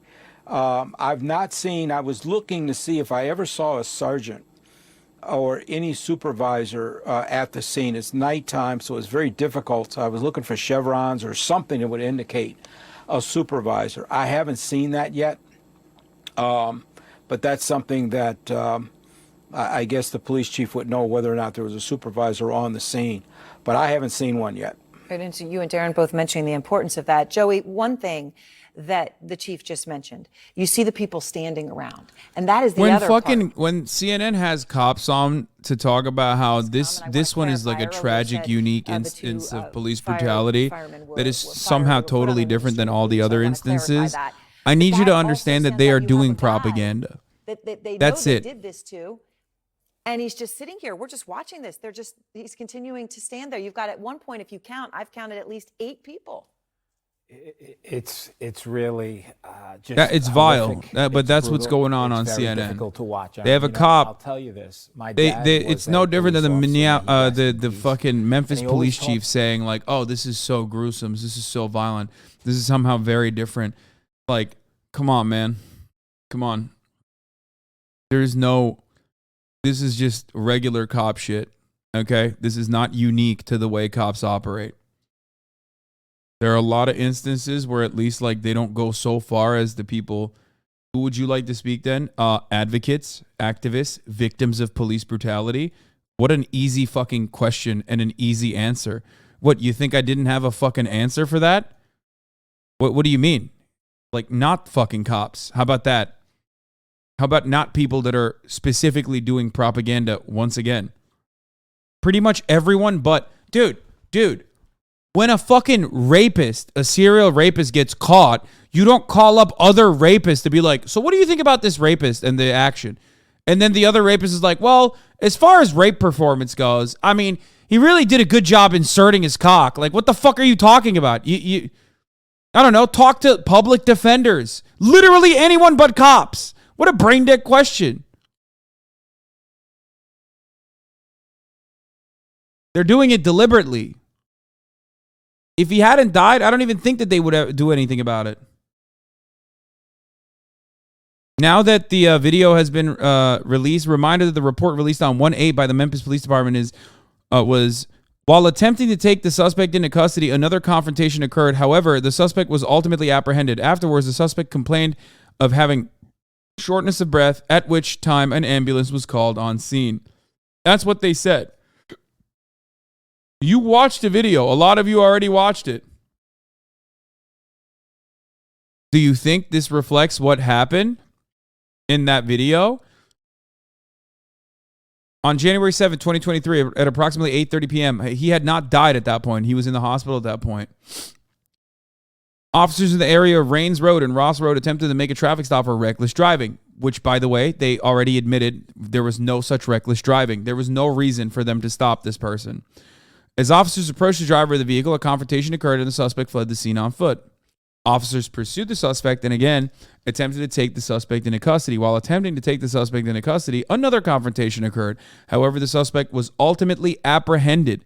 Afterwards, the suspect complained of having shortness of breath, at which time an ambulance was called to the scene. The suspect was transported to St. Francis Hospital in critical condition.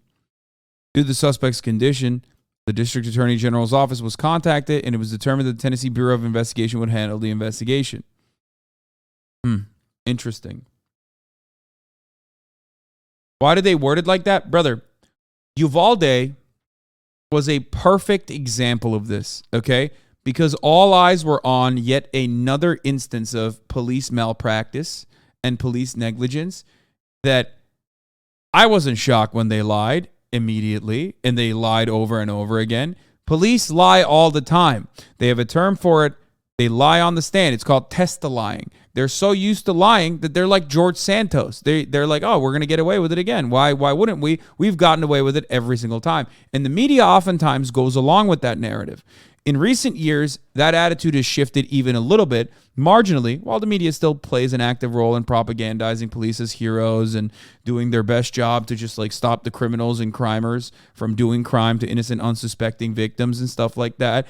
They still are like maybe 3.5% more skeptical of police official records now, which is precisely why you see right-wing media lose their fucking shit and say the gay liberal media has a conspiracy to like want to kill cops.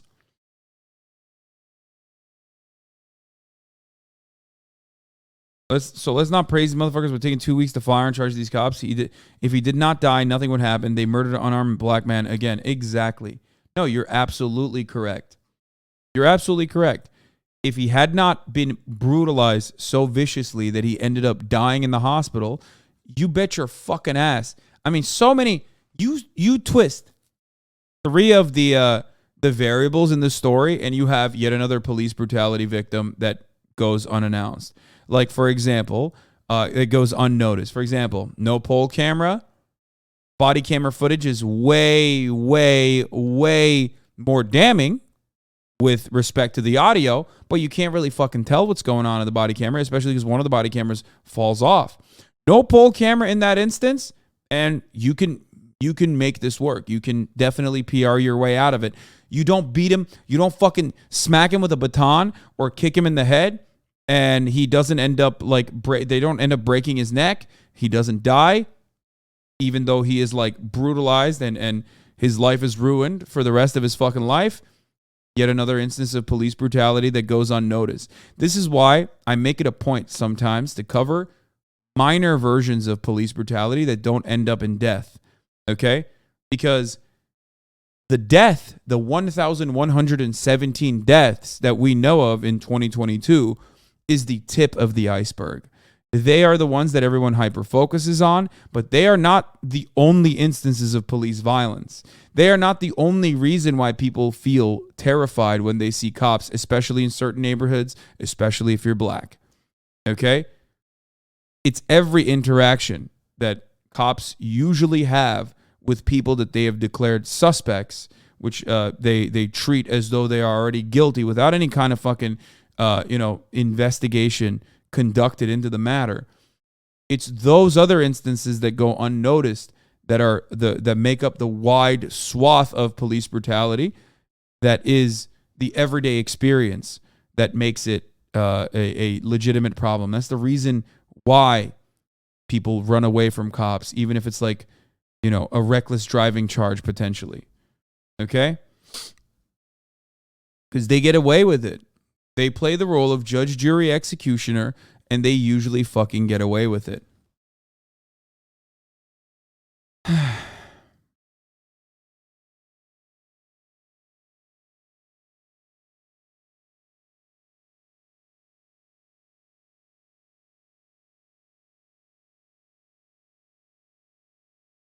mean, he was brutalized so much that it was like he's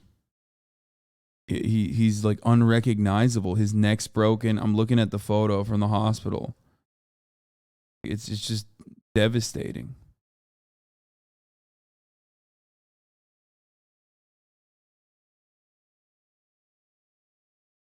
That's why I showed you the SWAT raid that they conducted in New Hampshire.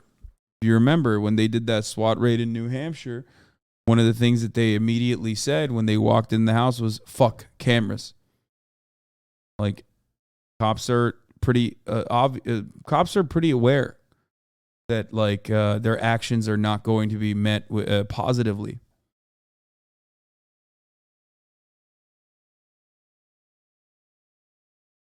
Not New Hampshire, sorry, North Carolina. I apologize.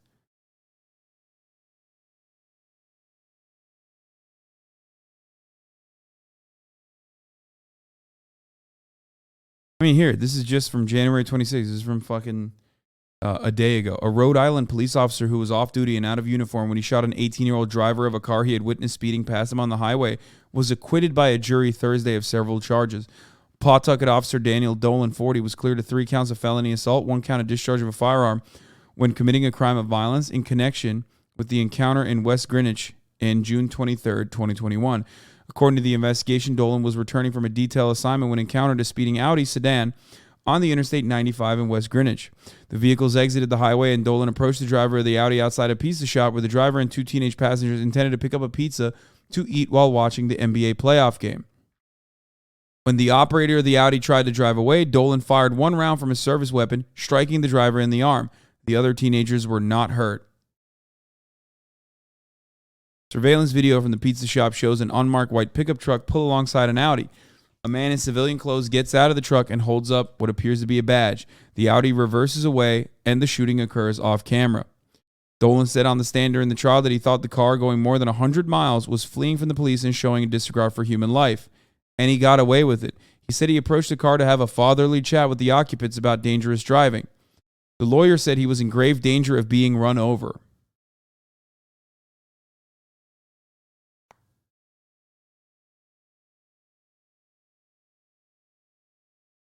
Nothing like a fatherly chat when you end up fucking murking a kid, you know?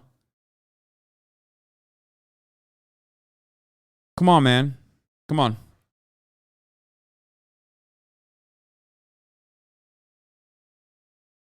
Prosecutor said Dolan was standing to the side of the car, not in front, and the bullet went through the driver's side window. The driver's car, the car's driver, Dominic Vincent, who is now 20, testified that he did not know if Dolan was really a police officer or whether his badge was real. They let him get away, the teen's mother, Lisa Vincent, said outside. Cops, on duty, off duty, have special privileges, folks. Okay? Don't tell me this is like, don't fucking tell me this shit is normal, okay? They do this to white kids. They do this to black kids. They do this to everybody.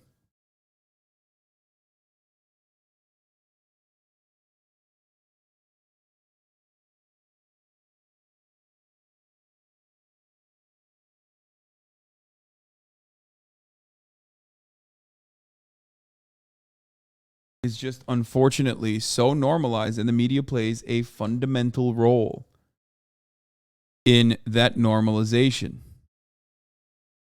So, you know, I'm not going to fucking...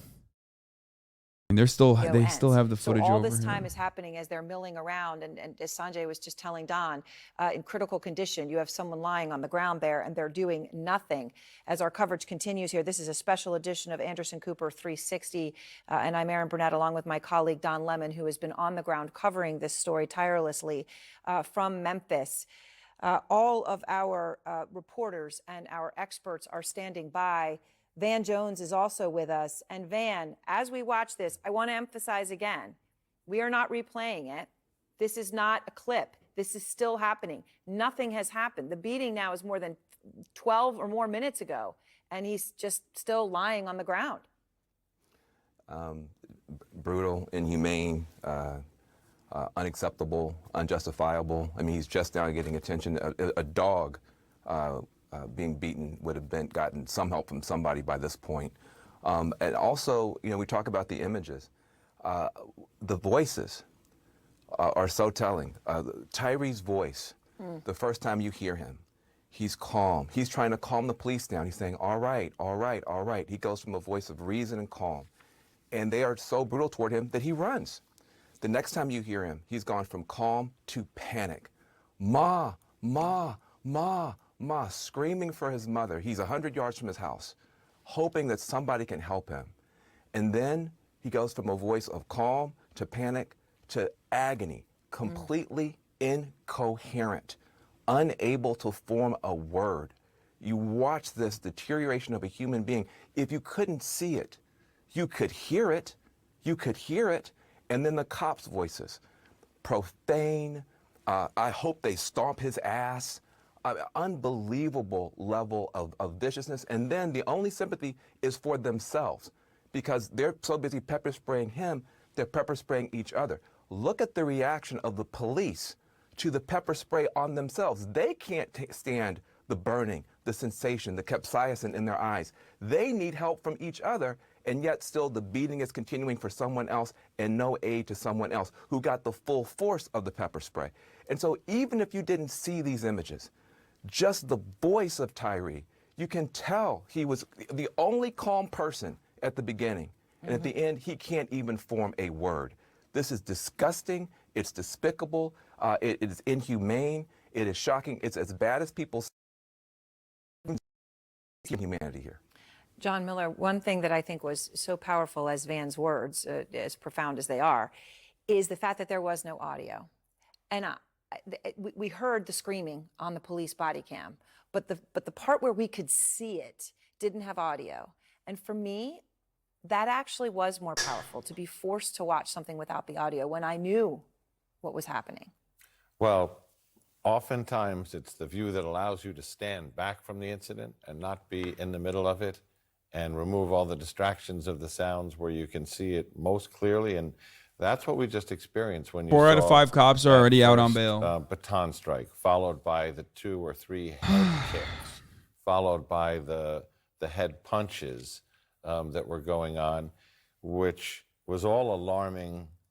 But when you see what happens after, when it goes from this pitch brutality to slow motion, where he's lying there, there's a fire department unit gets there, an ambulance team, and they're standing there, and they engage with a brief conversation, and that medical bag is sitting on the ground. Yep. And they're still standing there, and an enormous amount of time is going by without a stretcher coming out, without him being put in an ambulance, without vital signs being taken, without injuries being treated. And as Sanjay told us, you know, we've seen multiple instances of blunt head trauma where his brain is starting to swell, a concussion is turning into something worse, and the two medical professionals are kind of standing around waiting for it's not clear what. And Darren, this is what is shot 9 times in under 4 minutes, we understand from watching this, is how many times he was struck. And yet what you are struck by watching this is the complete and utter lack of urgency by anybody. Seems like there's paperwork coming out. I mean, that there's absolutely no care for the fact that there's a human being sitting there. Absolutely. You have to take in consideration police officers are public servants. The public is not being served appropriately in this case. But I want to go back to another point that you mentioned earlier, Aaron, in connection with the view that we have, the silent view. The pole camera gives us an unobstructed view, whereas when we look at the body cam video from the officers, it's somewhat juxtaposed, it's bouncing all over the place, so we don't have the ability to gain a clear and concise angle, whereas the pole camera gives us a far more comprehensive perspective as to what's happening. Therefore, we can frame this accordingly. And then when we speak to the testament of a person that's in need of care, you as a police officer, it's commonplace for an officer to shoot someone and then turn around and do CPR on that same person that they shot. But we look at this situation, we have officers that are clearly embarking upon a campaign of brutality, and no one is doing anything to help him. And so it goes back to the failure to act, the failure to care, and the overall obliviousness of the officers that are just standing around when we clearly had someone that should have been taken into custody and removed from the scene. Finally, you see a stretcher, okay? This is still the video playing out. Everyone should know it has not finished. We are not replaying it. This is still playing out. Finally, a stretcher has come. And Joey, as we're talking about this, when you watch it, you feel as if it's sort of everybody just ganging up on somebody. You do. And I think, Aaron, that is part and parcel for why the prosecutor is charging it and acting in concert. Remember, there is no distinction from a prosecution perspective with regard to what they're being charged with. And if you look at the charges and you look at their conduct, I think you can match it pretty clearly and make the case in front of a jury. There are people who are asking, hey, is it murder 1? Is it murder 2? Look, My hell. yeah. This is like, he's literally, look at this. Look at this. Mom not bringing dude. Man, hell.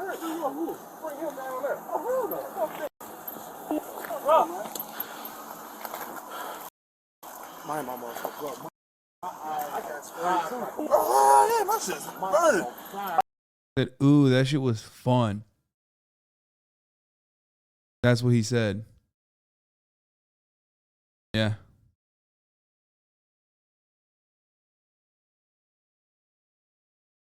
Bro, like, there's no, not charged, by the way. I know that motherfucker's tenured or his fucking uncle, daddy is a somebody. Oh, yeah, the one that said, oh, yeah, my shit's burning. oh, I thought he's saying my shit was burning. my shit back up, bro. Yeah, never mind. He's not saying, ooh, that shit was fun. He's saying my shit is burning. I think he's talking about the pepper spray. They did celebrate the haymakers though. Look.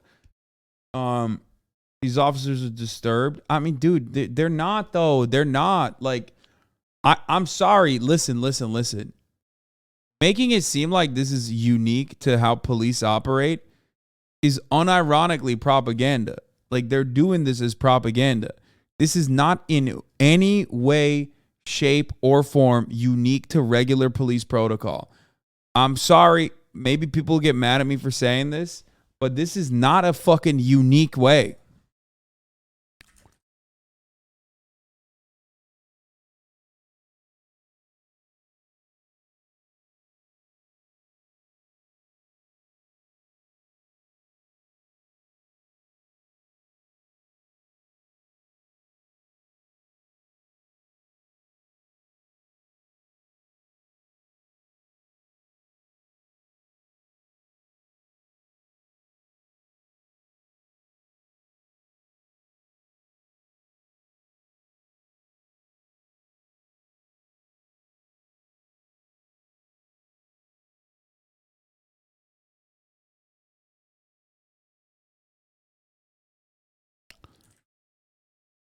I think it's propaganda.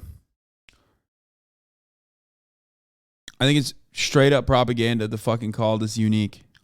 Protesters have taken over both lanes of the interstate. You can see them there. They are chanting. They are calling the name of Tyre Nichols. They are calling for change. We have heard them say to disband Scorpion, that unit that was involved in all of this. And these folks are angry, and they haven't even watched the video. We were with them as that video was released while they were gathering to protest. And many of them told me they didn't need to see the video. They saw the photos and they saw the grief in the family's eyes. And so that is why they're out here tonight. And you can see there are 18-wheeler trucks that are backed up on both sides of the highway here as this protest has brought traffic to a standstill. And this is not a particularly large crowd. These are not the type of crowd that we saw during the protest over the murder of George Floyd, but still they're having an incredible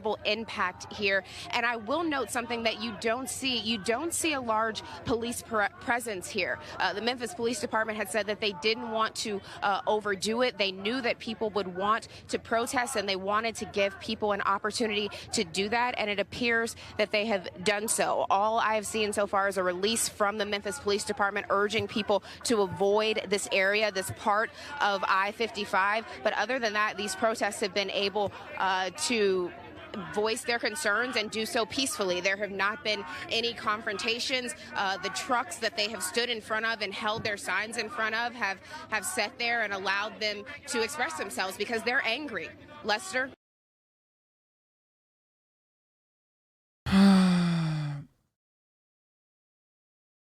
Yeah, no, it's just like, I saw the video of Tyre Nichols being beaten to death by 5 black police officers, and I hate that there's nothing new I can say to express the pain. This does illustrate what systemic racism and policing is, though, and how it can be stamped out with, and how it can't be stamped out with a diverse police department. Yeah, that's what's unique about it. I saw the video of the police beating Tyre Nichols to death, and there are no words left to be said that haven't been said. There's nothing new you can say when something happens every day in a country. But I do hope this opens a conversation to people understanding what systemic racism is and why we say this is not something that can be reformed. Put in black police officers, put in Latino police officers, put in people who look like the people that they beat and brutalize within a system that teaches them to beat and brutalize other people like themselves will not solve the problem. The institution is racist. That's what systemic racism means. Don't use the fact that these are 5 black cops as an opportunity to take out the racism of it all. No, this is something about policing in this country, is that brutality and violence is inherently part of the job, and it doesn't matter who it is they have inflicted on marginalized people. And no, it is not lost upon me the quickness with which they were willing to reprimand, charge, and fire these black police officers that killed a black man. It's not lost upon me the reason why they came out and did all these condemnations of this is the worst violence we'll ever see before the video was released, because they are willing to paint black police officers as brutal. However, I have no interest in defending them. Okay? They don't care about the racism of it all when they're in an institution that is teaching them to brutalize black people. They don't care about the unfairness of that when they are brutalized the street. I am not going to go out of my way to defend black cops by pointing out that the institution that they support is racist towards them, that it doesn't give them the highest. Yeah, like, the fuck did you think was going to happen? It's like working for the Klan as a black person and then being like, oh, fuck, like, they gave us up immediately. That's so weird. In many respects, it's identical because, you know, it's the same shit. Like, amount of favor when it goes about protecting them from responsibility for brutalizing and killing black people. Nah, fuck them. Which, by the way, they did that. They literally did that. Like, there is no better demonstration that, like, black cops are still doing cop shit, which is still inherently white supremacist, than 5 black cops brutally beating the fuck out of a black man, okay? Over a routine traffic stop. That's it. That's just cop shit. That's white supremacist shit.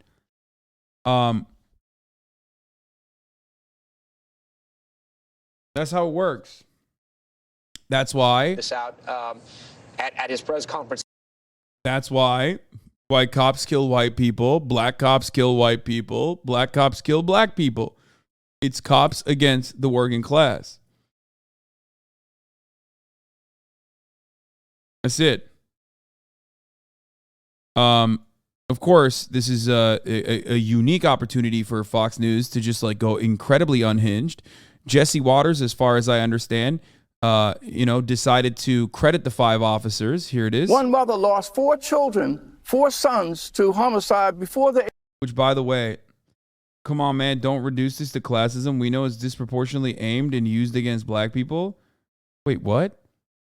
Dude, cops still kill a fuckload of white people, brother. It is absolutely a class issue. Racial violence is a component of that. What? It is.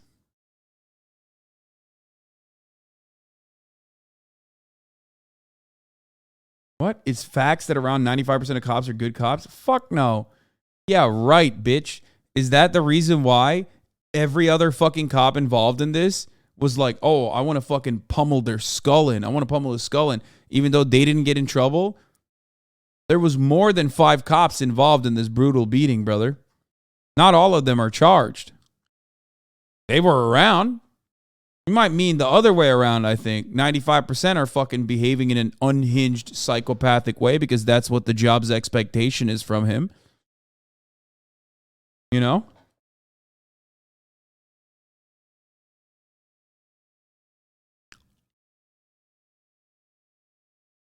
But yes. Here's what Jesse Waters said. I'm gonna run the I'm gonna talk about Tucker Carlson in a brief moment as well. But before that, I'm gonna run the top of the hour ad break. I apologize. At the top of the hour is a stream and ad break. You no longer want to see them. You can subscribe for $5 or for free, or you can get gifted a sub. I'm running it now. I wanted to wait till the end of it. But we're gonna get to. Don't rate my fucking segues when I'm covering serious shit. I'm not giving you a segue. It's not a game. Anyway, let's watch. And so this has to stop. And these officers, black officers in a black neighborhood, they're working on a crime task force, and they had really made a lot of arrests from when this task force was put up and running in October. Yeah, let him get one. Let him get one confirmed legal kill. You know what I mean? They were doing a really good job so far. In a normal planet, you would look to every single other arrest that they've conducted and every single other instance, because I know for a motherfucking fact, units like this are additionally brutal. And because they're seen as like producers, they produce results, they let them get away with this shit. Okay? I know for a motherfucking fact that if you were to look back at like all the previous reports on this, you would find that there were plenty of instances where they most likely were reported and Internal Affairs did absolutely fucking nothing. I know at least of one instance where a person who was like stopped for no fucking reason and claimed for no fucking reason and called it, their hotline, and that went on deaf ears. So I'm telling you, I would look to all the other instances, and then I would look to all the people that turned a blind eye to their violent activities up until this very moment when it became a newsworthy story, when it became national news, if not international news. Straight up. And had really cleaned up the streets. But now to watch this is hard to see. And I think we have another tape. Again, it's about 2 minutes. Viewer warning, another body cam. They're giving viewer warnings, which is kind of odd. He can't say trigger warning, so he's saying viewer warning. Here is Heather McDonald, a rabid racist, talking about Tyre Nichols' death. The author of War on Cops. We have Heather McDonald here. Heather, take us out big picture statistically. War on Cops. I mean, this is extremely rare. Well, absolutely. And, you know, Jesse, this looks like absolutely terrible tactics. Cops are desperate for more tactics. Yeah, this is also true. If you watch cop videos on YouTube, you'll notice that videos praising the cops boil down to, wow, he did not act like an unhinged demon, A+. Whereas the rest are basically just cops pretty much acting like petty tyrants at best and murderous sickos at worst. Exactly. It literally always is just like, we watch chase footage all the time. Some of the chase footage that we watch here in Los Angeles end up with cops sicking a fucking canine unit on a random dude because he happened to be at the same fucking bodega. Okay? And then in instances where they like actually apprehend by de-escalation, I praise them. That's what they are supposed to do. We are supposed to not be impressed by that. Okay? Training in de-escalation and stress control, so they're not put in a position that, like, what the fuck is this? That's a reckless driving stop, bro. This is like when it first started. Reckless driving stop. Can you explain to me why are these two cops not actually charged with anything? That's a reckless driving police stop in unmarked fucking cars. These motherfuckers act like this shit is Grand Theft Auto, dude. Insanity. It's just like unacceptable. It's so unacceptable.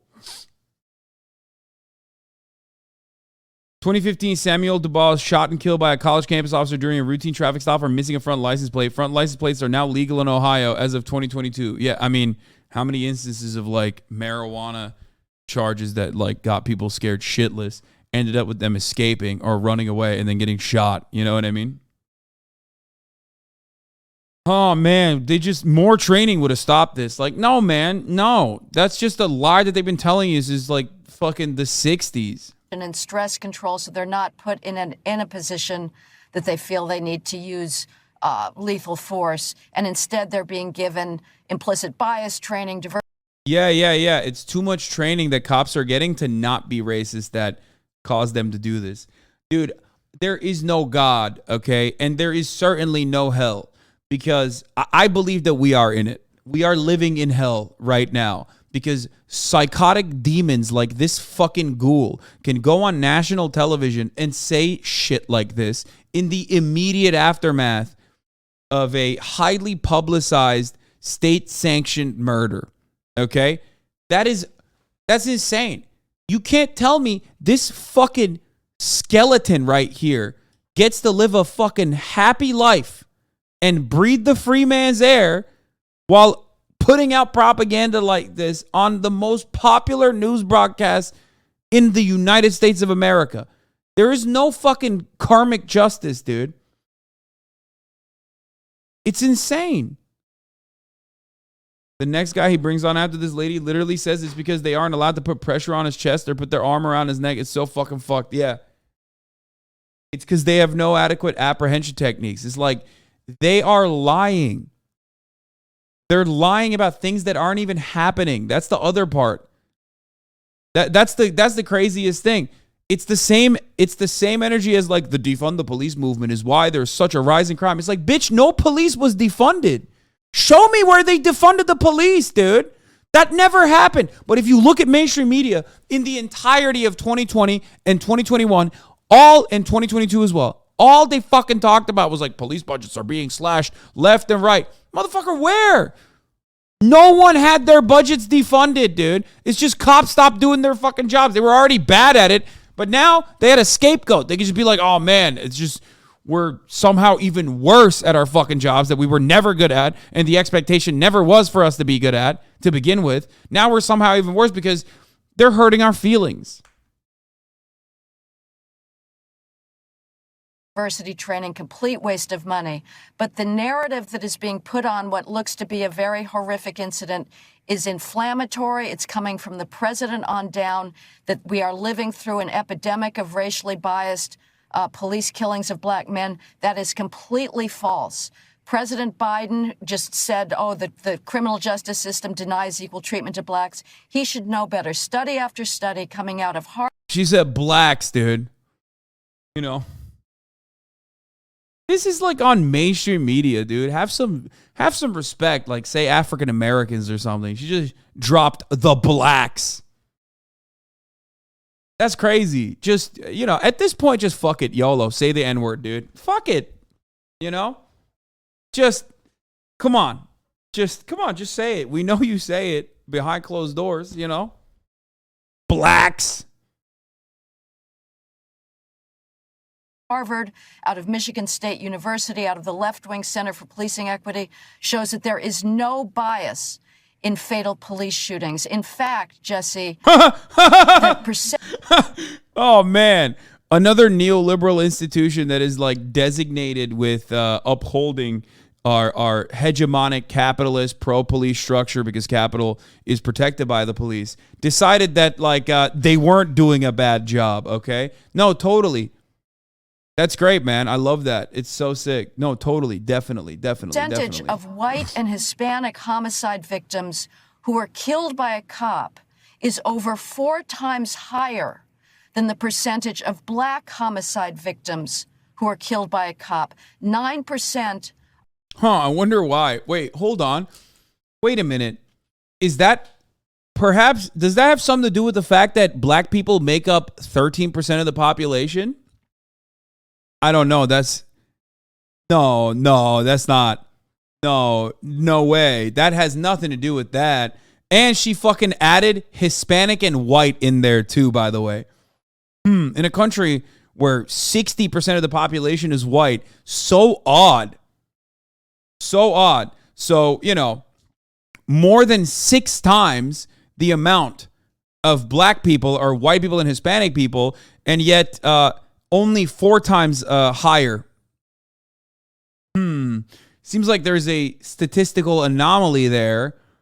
That's weird. Also, how about no people get killed by cops? I don't know. I'm crazy with it, you know? I'm nice with it, dude. I'm nice with it like that. How about there is no, white people getting murdered by the cops and brown people getting murdered by the cops? How about that? Plenty of other countries are able to do such a thing. It's so weird. You think other countries don't have police forces? You think they don't have guns? And yet, for some weird reason, other countries just always get away with, and their police force is brutal too. Do not misunderstand me. I mean, we just talked about the fucking UK police force, also just like the American police force, literally turning a blind eye to rape. Like at the systemic level, turning a blind eye to rape so regularly that like they might get criminal charges, right? But for some reason, they just don't fucking kill people. I don't know how. What is it? What's in the water over there? What's going on? Why is it that in Europe and in so many other fucking countries where they also have police officers that just they apprehend people, they solve crimes, and yet they just don't fucking kill people all the time? Perhaps there's a systemic reason for it, you know? Nah. Let's read her fucking dumbass book about how cops are the ones who are victims of this whole thing. White and Hispanic. Europe is a country. You fucking got me, dude. The reason why I mentioned Europe in its entirety is because of the size of population, you fucking dingus. Maybe that's the reason why I said Europe as a country, okay? I'm comparing the entirety of Europe country by country. If I were to just say, the UK, you're going to turn around and be like, UK population is so much smaller than America, like as though it doesn't fucking scale.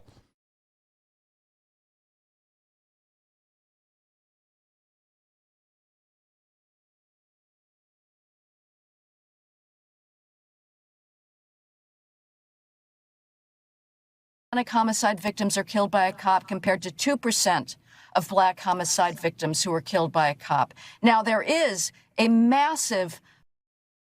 Yeah, I mean, here.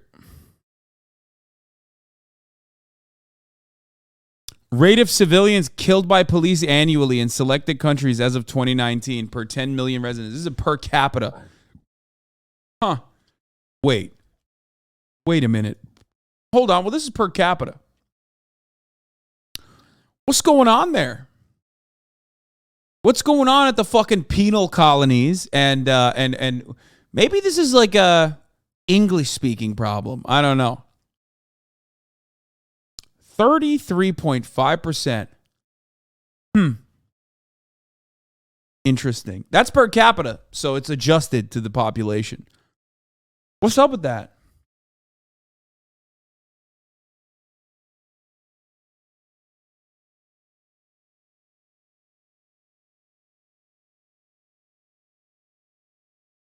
Why is it like that?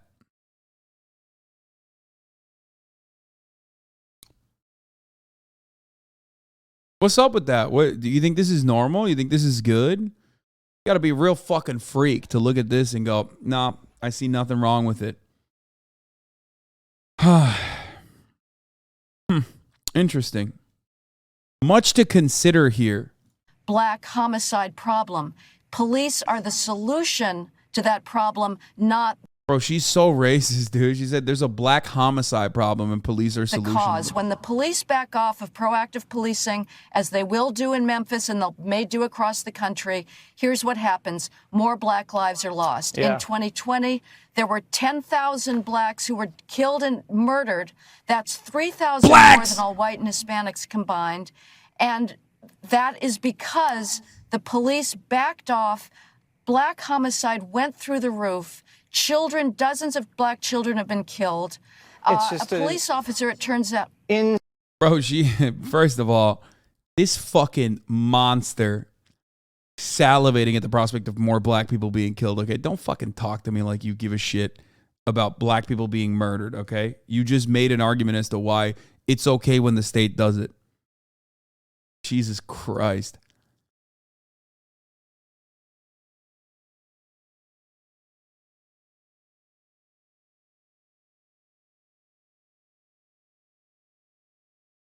Anyway, where are they at now? Blacks every time. Every fucking time. All right, let's see what Tucker Carlson started. Tucker Carlson skipped the police brutality portion of the police brutality protest to probably talk exclusively about the protests. So the one thing we know, no matter how you feel about the video, and most people... This has nothing to do with racial bias. Oh my God, that's his chyron. Oh my God. He's like, guys, the officers were black. How could there be racial bias if the officers are black? Don't think that's right. But the one thing we know for sure is that there is a highly aggressive propaganda campaign underway tonight designed to manipulate you and using the sad death of a young man in Memphis. Bro, no one is denying that the cops are black. People are just stating that policing as an institution is white supremacist. But of course, Tucker Carlson probably knows that. He just doesn't want to talk about that. As a matter of fact, the entire purpose of Tucker Carlson as a propagandist, as a mouthpiece, is to deny obvious facts that he knows, to make it seem like people are just lying to you. They're lying to you. To do it. That propaganda campaign, like all propaganda campaigns, is by definition dishonest. But it's more than that. It's worse than that. This is yet another attempt by our leaders of our country to inflame racial hatred in the United States. Meanwhile, this motherfucker loves racial hatred. What the fuck's he talking about? Why would anyone ever do that? The consequences of doing that ripple through the generations. They don't go away quickly, but they're doing it anyway. Why? Well, we can't say for certain, but we can't help but notice that the last time we had race riots in this country, the president, an incumbent president, lost re-election. There was a point. So Joe Biden, if he weren't senile, might be concerned by this. So the one thing we know, no matter how you feel about the video, and most people don't think that's right, but the one thing we know for sure is that there is a highly aggressive propaganda campaign underway tonight designed to manipulate you. Yeah. It's weird because, like, I just earlier today talked about how, like, black people, of course, have the capacity to be racist, or black people, of course, have the capacity to act out white supremacist actions. You know, this is one of them. Black cops behave in a white supremacist manner, in a manner consistent with white supremacy. Cops in a white supremacist system are the jackbooted thugs of the state. And they behave in that way regardless of what their background is. On the street level was either 24 to 32 years old. everybody. It was a group of young black men, 5-on-1. Looked like gang violence to me. By the way, the motherfucker talking, Jason Whitlock, is literally insane. Like, the fact that he is allowed on television is wild. I don't even know how to describe it. Like he just straight up will say, like, Jewish media controls Kanye West and shit like that, which is weird. Like, usually when you say that, you're just not allowed, right? I don't know why the fuck they let him on TV. Like, I don't know how that's allowed. I guess, like, did they run out of, like, notable black people to play the role of Uncle Ruckus or something? Like, I don't get it. Like, is that what it is? Is that why they they bring him on Tucker Carlson? Like, there's no one else that you could have brought on that doesn't openly mention his disdain for black people regularly and, like, literally everyone else? It's crazy. Like, he doesn't hide it. That's what I'm saying. Like, he does not even fucking hide it ever.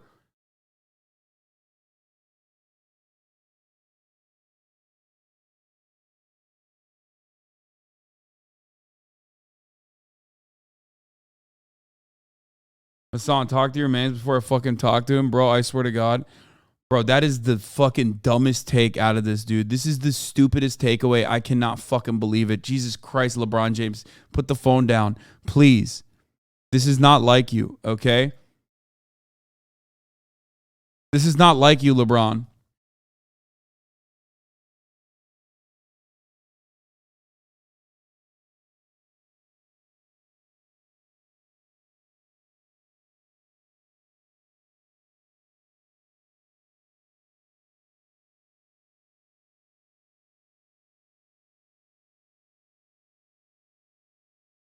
There is no way he said we are our own worst enemy, like as though this is like black on black violence. Like that's what just happened, dude.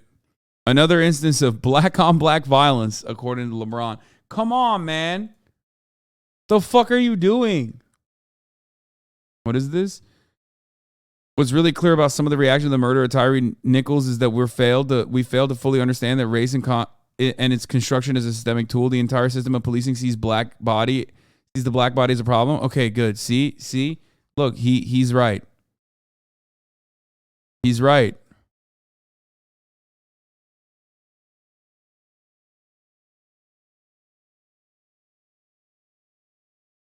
I ain't reading all that. Fuck him. Okay, you're just a hater.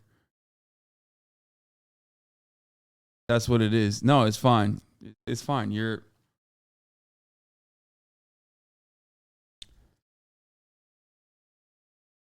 Dude, I mean, it's still... Dude, what the fuck? This is such a dumb take, man. What a fucking takeaway, dude. Jesus Christ. Why would you say this? Oh, my God.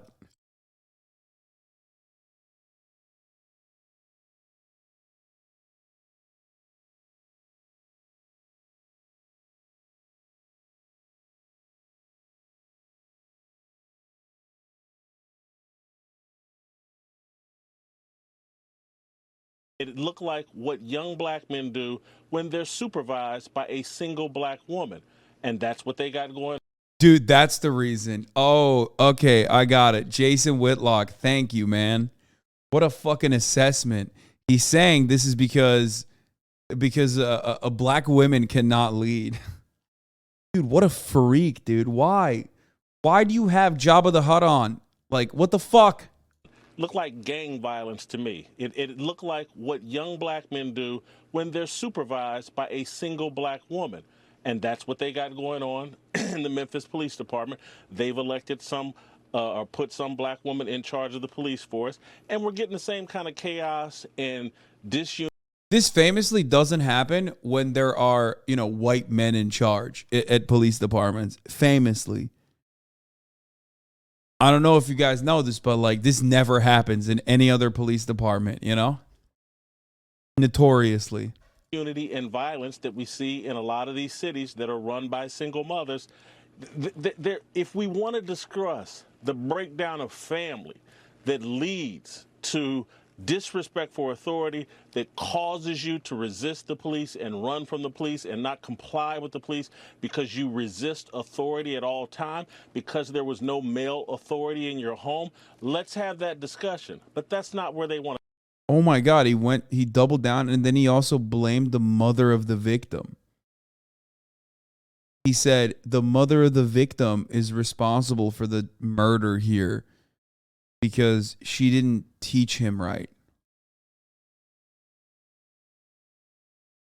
I got a motherfucker in my DMs that was banned in 2019 saying comply and things like this won't happen.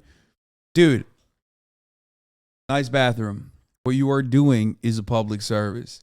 There is no fucking shot that a dude that was banned in 2019 is still in this chat watching, using this as an opportunity to whisper to you that, like, you know, you just got to comply to police brutality and police violence. That dude is, as I say sometimes, at the precipice of ending it all. So right now you're doing a community service to this person by not, you are their last lifeboat, okay? You are keeping them alive. That level of rabid hatred is going to end up giving him gut cancer at the age of like 19. I hope he was like, 15, 14 when he got banned, and now he's only 19.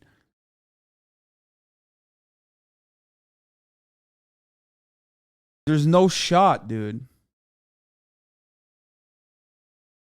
That's crazy, man. 2019, he got banned, and he's still in the chat, and he can't even fucking chat. He can't chat, so he's still whispering mods, dude. What the fuck? This is why I say my haters are like they're different. They're different than any other type of haters. 2015 account, they're 30. Oh, hell no. Oh, that is so bad. Want to take us. They want to take us down the path of saying, you know what? This is Tucker Carlson's fault. This is some random white. This is Donald Trump's fault. It's not. It's the breakdown of family and the buying in to all these left-wing things that have nothing to do with promoting family.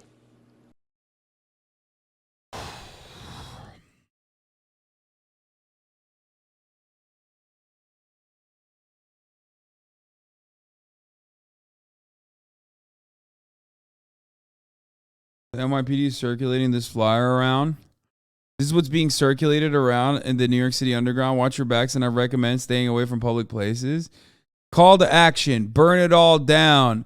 Dude, this is such obvious Fed posting, dude. Bro, come on. They didn't even try to bro, the pop art. Like, are you serious? Oh, yeah, let's go. Let's bring a knife and other tools to free unlawfully detained comrades. Travel in large groups. Wear all black and cover your face. Let's burn it all down. Let's burn it all down, comrades. Hey, let's do some direct action. You want to know how this is fake? Because every anarchist that would ever actually do something like this, one, doesn't know how to read or write for the most part. Otherwise, they would not be anarchists.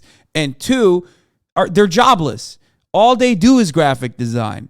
Okay? So this flyer, if made by a real anarchist, would be an absolute banger. They wouldn't use pop art. They're all jobless motherfuckers that do graphic design all day. The fuck do you mean? This was done by a 45-year-old Leo, okay? Sitting around typing this with his fucking fat sausage fingers, one finger typing what else do they say? Comrades. Yeah, not pop art, clip art, sorry.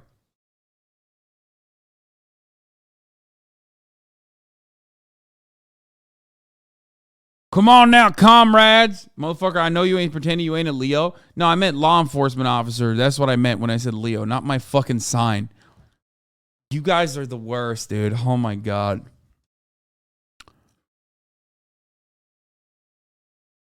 Bro, this is the guy.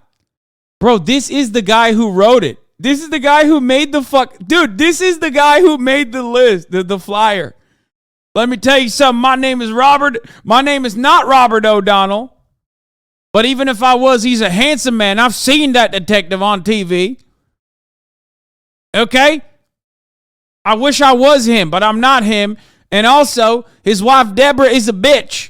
Why am I writing this as an anarchist? Because even as an anarchist, I see injustice and I can't stand it.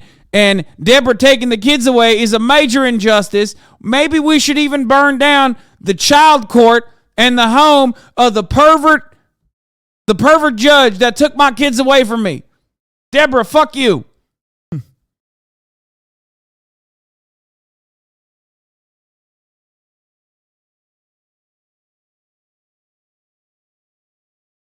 Yeah, this isn't even how anarchists organize. Why would they make a fucking flyer? All their friends are living in the same squat. Exactly.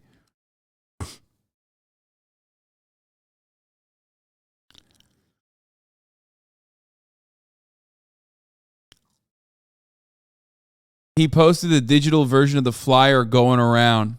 Sure. How do you know he made it? I'm joking. I don't think he made it. Like, I have no proof. I'm fucking around.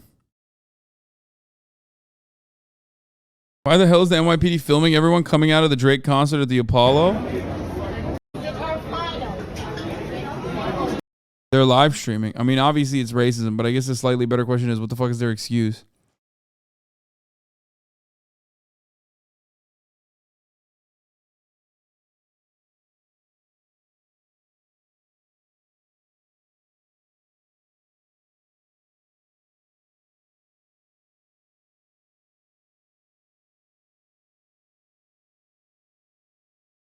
Real quick, what's the policy? Can I say hi if I see you in LA, or will you one man me and my mom? What the fuck is one man?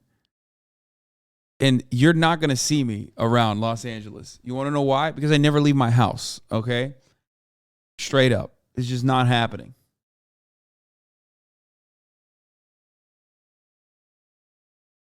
There's a call for protest at Times Square tonight. Be aware that it's being called by PSL, a group of oh, Jesus. I think this is a really good opportunity for anarchists and Marxist-Leninists to fight one another. Like, if you were talking about, like, RevCom or any of the other ones, like, I get it. But, like, PSL does organizing like this all the time. Why the fuck would you get mad at them? They're so this is so stupid. I don't want to talk about this. Like, if you were talking about RevCom, that's fine, okay? Yes, they do actually co-opt social justice movements. What are you're mad at PSL for doing that? What the fuck? They do it all the time. There's a really dangerous group called the Green Party, guys. Be on the lookout, okay? Be on the lookout for the Green Party guys. They do these protests really fucked up.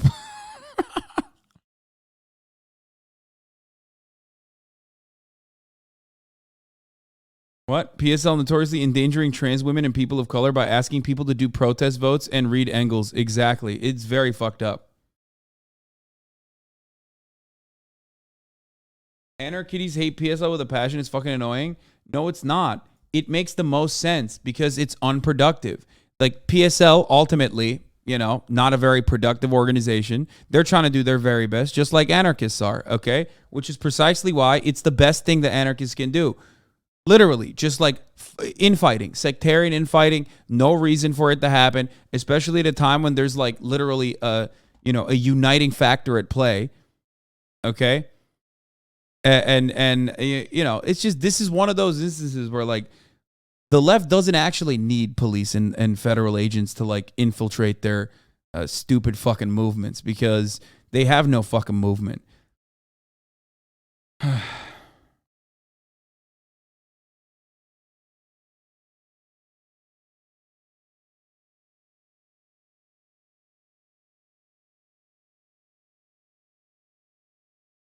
Yeah. Anyway, what is this? Okay.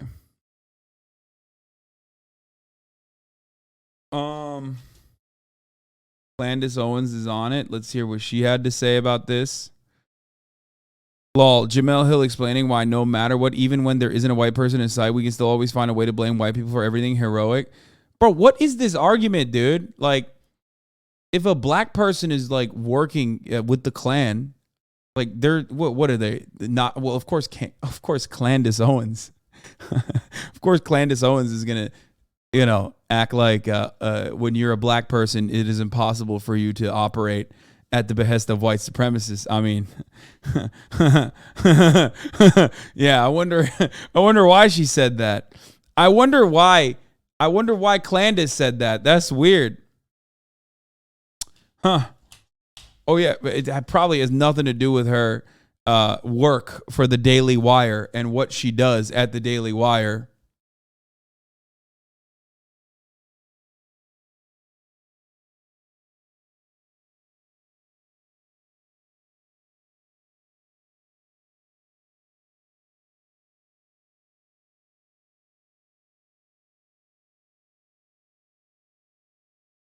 You act like your chat is sitting here doing more than anarchists in the streets right now. Why are you such an infighter with communist anarchists? Wait, no, I'm not. If that was the case, I would have purged all you motherfuckers. I don't do that. Why are there anarchists in this chat if I'm like genuinely trying to create a divide? Well, why? No, my entire purpose always is to just like move beyond stupid ass fucking leftist infighting.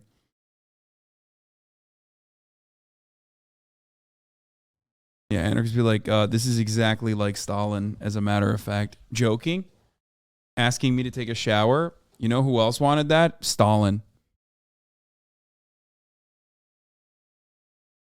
I didn't start it. I saw a dumbass post shitting on the PSL for no fucking reason. And I think it's stupid.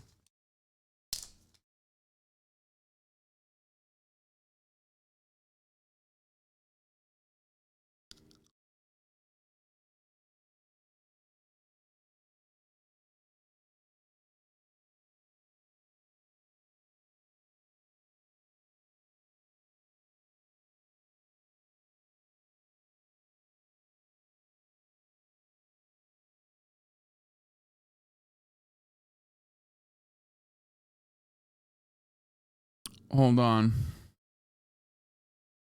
Get back to Fox News and see what the fuck they're talking about. Or CNN, actually.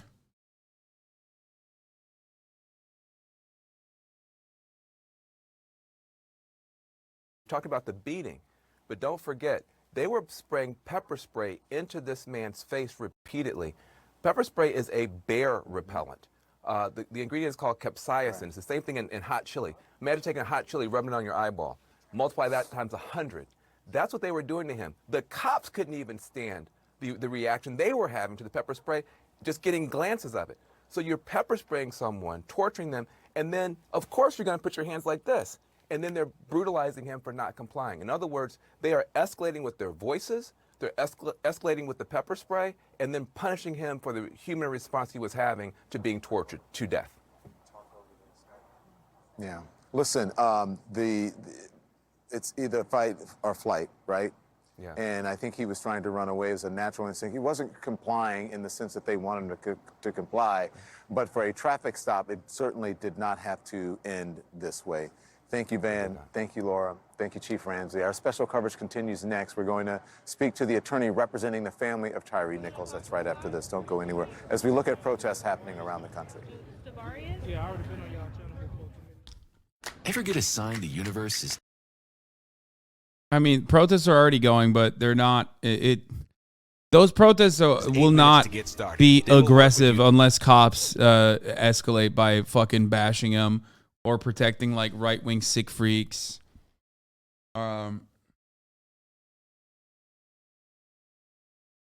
This is so rare. Oh yeah, Randall Ray Worcester is in jail in Arkansas after being insanely beaten by oath breakers who remain free. This happened back in August. Yeah. Yeah. It's not fucking unique, dude. I mean, we covered this. It's not. This shit is not unique. I don't want to hear people say this is unique. It's not unique at all. It's propaganda, man. There will be people, if protests get more aggressive tonight, okay, there will be more people that get beaten just as fucking hard as Tyre Nichols who don't die. Okay? Come on, man. They 100%, like, They blind people with the less than lethals. Like they do all this shit.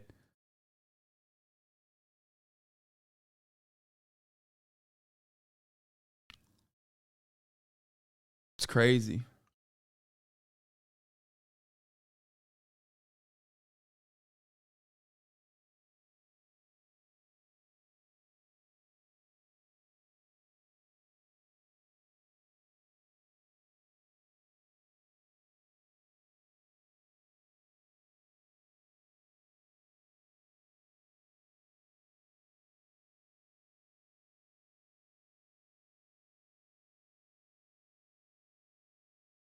I already covered the Tucker Carlson Jason Whitlock conversation.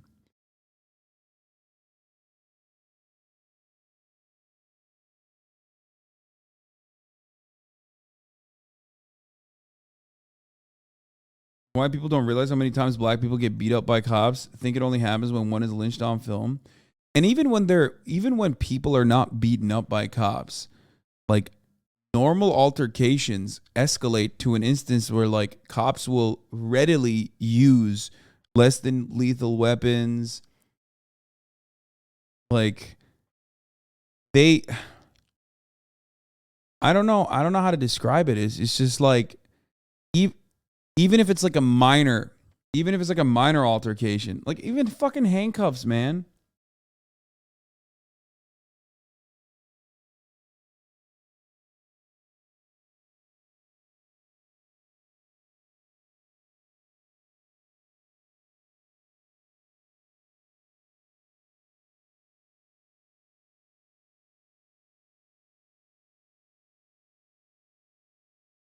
Meanwhile, here's the top comments on Daily Mail.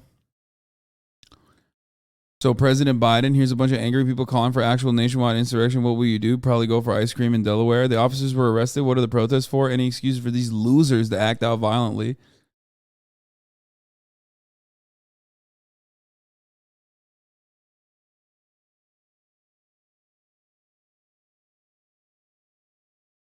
Anyway. What's the benefit to Capitol by making the police force brutal? Forcible compliance? What do you mean?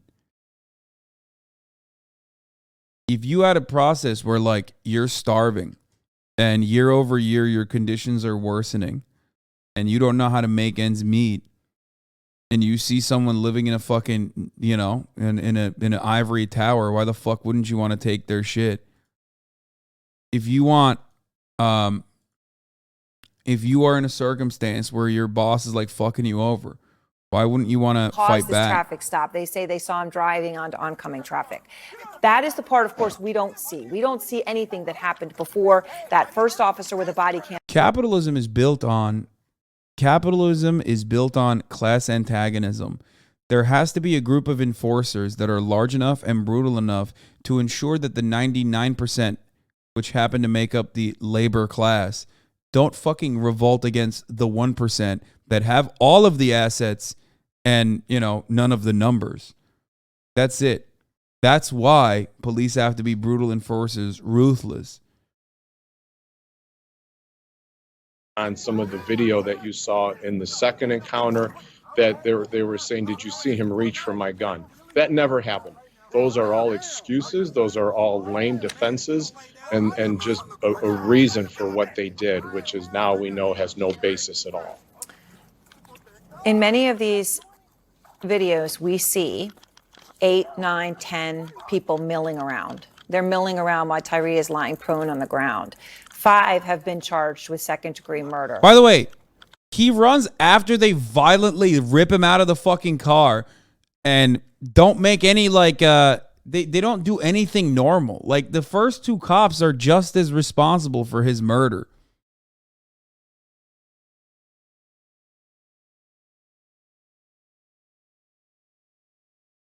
You know what I mean? Like there's no excuse for a traffic stop to where the cops to behave like that. Merble, thank you for the 10 gifted subs. They literally rip him out of the fucking car, dog. That's crazy. He was on the ground at a fucking traffic stop. Are you crazy? Are you insane? Why wouldn't he run? He thinks he's about to get executed. which, by the way, he did. So he was right.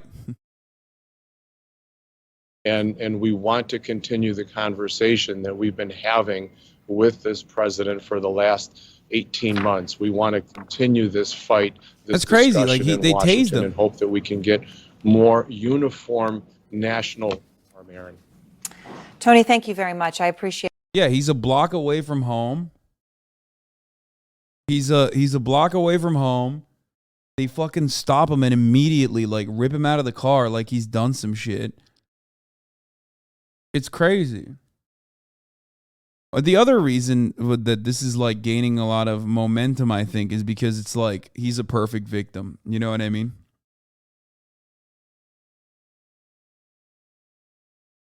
He was a skateboarder, not a gang member or a carjacker. He was an innocent man. By the way, even if you're a fucking gang member or a carjacker, you don't, that's not like how you deal with someone like that. Okay? Everyone is supposed to be innocent until proven guilty. Like, the fuck do you mean? Oh, God, they're showing his fucking photo in the hospital. From the beating he'd received. 10 days after that, 5 cops, members of a specialized, now deactivated so-called Scorpion unit, were fired. Yesterday, all 5 were charged with murder. And now we have video of what they did, John. And this video comes from a variety of sources, body cams, a pole-mounted surveillance camera. Now, we're not going to show any of it lightly. In truth, though, there is no amount of editing that we're going to show it, but it's not going to be what lightly. you are about to see. And there are many good reasons, accountability being just one of them, why it should be seen. Throughout our coverage tonight, we are going to have a team of experts to give perspective. That said, please understand this is difficult to watch and something you might not want your children to see.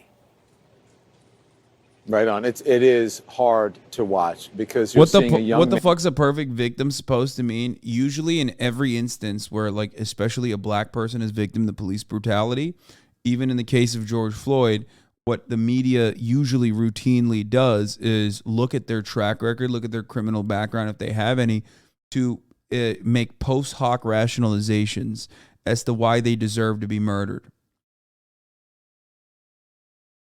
You can't really do that with Tyre Nichols either. So that's the point. Look. I mean, this is the part that's really important. Look, what the fuck is that? Damn, I didn't do anything. Hey, I didn't turn your ass around. You think this is normal?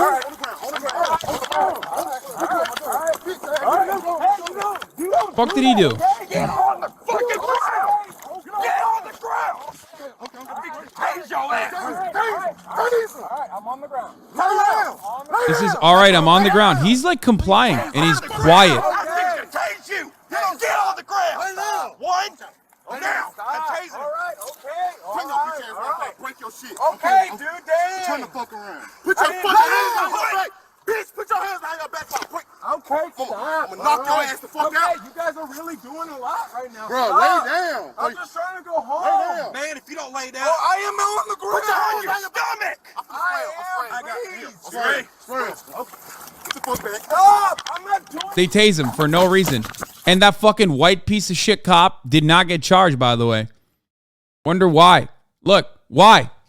They fucking, like, he ran away understandably after complying with their clear commands.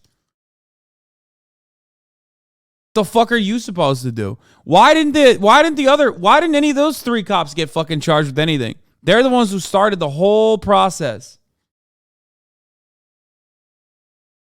Here is why, when the officers rolled up, it looks like they did not try to de-escalate the situation. It looks like they were hyped up from the very beginning, and the young man was asking them, Bro, how many times have we seen like literal fucking school shooters get, like Dylan Roof getting treated to McDonald's and shit? You know what I mean? Like, you really can't fucking apprehend motherfuckers. You can apprehend motherfuckers with like AR-15s who killed people with like dignity, okay? But you can't fucking like do a routine traffic stop without like pummeling a guy. That's why there's no fucking bad apples, okay? That's why I need you to understand the fact that those 3 motherfuckers who actually started this entire process are not even charged. Why the fuck aren't they charged, dude? Huh? The fuck did they do? They're the ones who started the entire thing. Why are they not charged with anything? What's up with that? They tased his ass. He didn't do shit. Why aren't they charged? They yanked him out of the fucking car. Why aren't they charged?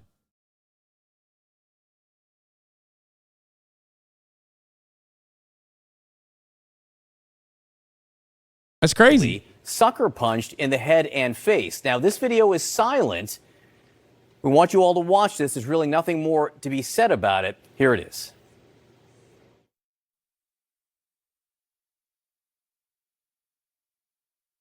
The cop privilege is so apparent. The white cops aren't charged, even though the 4 black cops aren't charged of murder and kidnapping or are out on bail. Biden has said something about it. He said that, like, it's dude, I mean, if you're gonna see this, they're gonna play this footage over and over again. I don't know.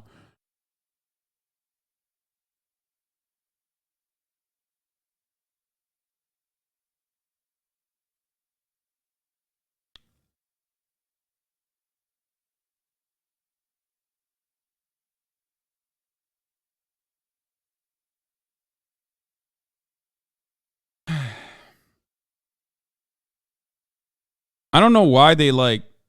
I don't even get it. I don't know what like specifically is worse with what these guys did versus what the other 3 guys did. Straight up. And I'm not saying that to like defend the actions of these horrific fucking animals here, okay? These dogs, the way that they're fucking behaving. Actually, dogs would not do that, to be honest. Hyenas. What's up with the other fucking pigs? They did this shit too. They did the same shit. If anything, they fucking started it. So what's up?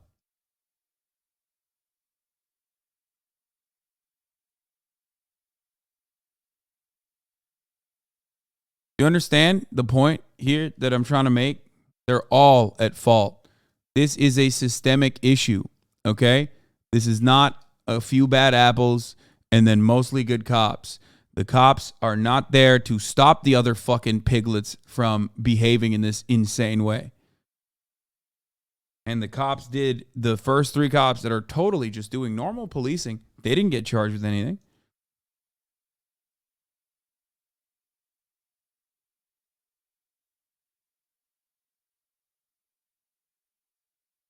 It's weird how we weren't shown as reckless driving for the initial stop.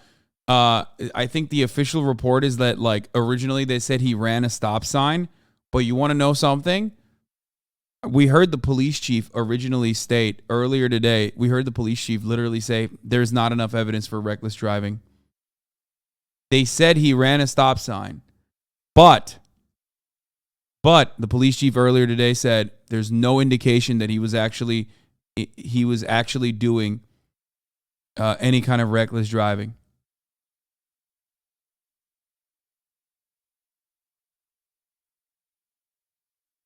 But there's also, listen, there's also a thing that people don't understand. Like, it doesn't even fucking matter. It doesn't even fucking matter. I don't even think he ran a stop sign, okay? According to what the police chief said. But even if he fucking murdered someone, he doesn't deserve this. Like, what are you, crazy? We have a criminal justice system, guys. There are processes that we need to abide by. I thought this was a civilized society.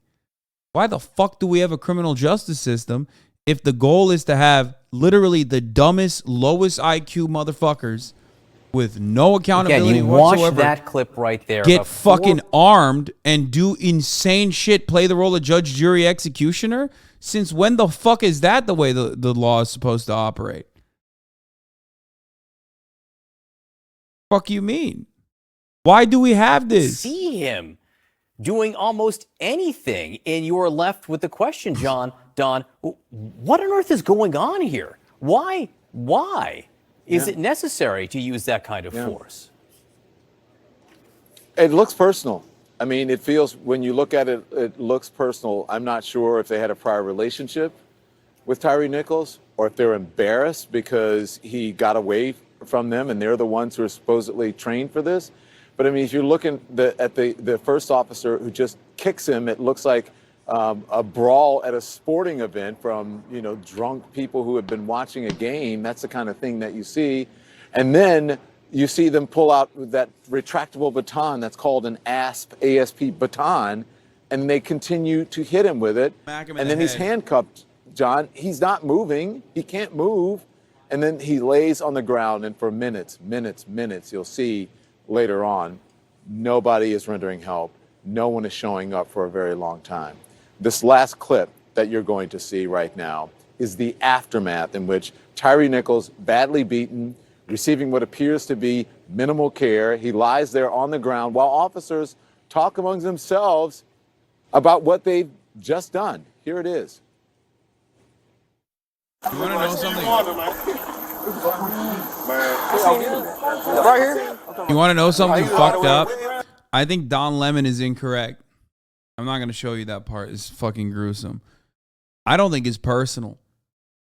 I think it's worse. I don't think they knew the person, and I don't think it was personal that they were upset. I think they are so careless with the people that they deal with because they're trained to see them not as human beings, but as enemy combatants at every step of the way. And this is just the day in the life of an average cop. Okay? I think it's worse. Like, oh, this is personal vengeance? Implies that it's somehow different than normal policing. It's not. It's not like a guy or a group of people running awry here, okay? This is just how normal policing works. Straight up. Just because they don't fucking brutally beat a dude to death every fucking day doesn't change that reality, especially when you look at cops. They kill 3 people a day, okay? They kill 3 people a day. Straight up. Police in the United States kill 3 people a day. You're going to tell me that shit's personal in this circumstance or somehow out of the norm? He's one of 3 people that died on that day in the hands of police officers, dude. Come on, man.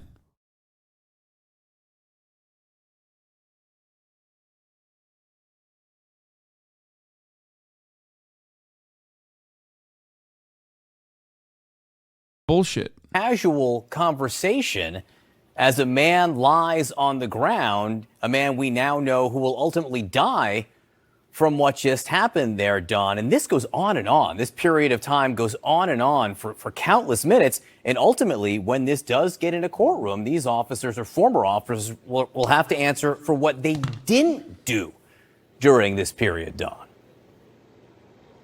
If you listen to the conversation, John, and the language, one, it appears they're trying to make excuses. I'm sure they realize that they're being recorded. Like, hey, yeah, this happened, and he did that, and he tried to take my gun, and he tried to do all of these things. It sounds like they're sort of making excuses for when someone reviews this camera footage. But also, as I said earlier on CNN, on the air, it almost sounds like they're, in the barbershop. Mm-hmm. Right? Or if they're like hanging out after a club, like, hey, man, you saw that guy was running, he was doing. It does not sound like professionally trained officers at all. I'm losing my mind in mainstream media. This analysis is so fucking bad. Oh my God. I was about to say something that's bannable. Okay. I'm losing it, dude. I'm fucking losing it. Dude, shut the fuck up. What do you mean? Like, what? Oh, they're behaving like it's the bar scene. Like, what the fuck, dude? This is how it is, man. This is the thing, like, this is what is mind-boggling. Like, Don Lemon is black. Like, how the fuck do you drop the ball this hard on police brutality, like, against black people? Holy shit. No, it's not like a bar scene. They are behaving in a professional manner. That's how cops are. What the fuck? Why are they still constantly and consistently trying to make it seem like this is somehow outside of the norms?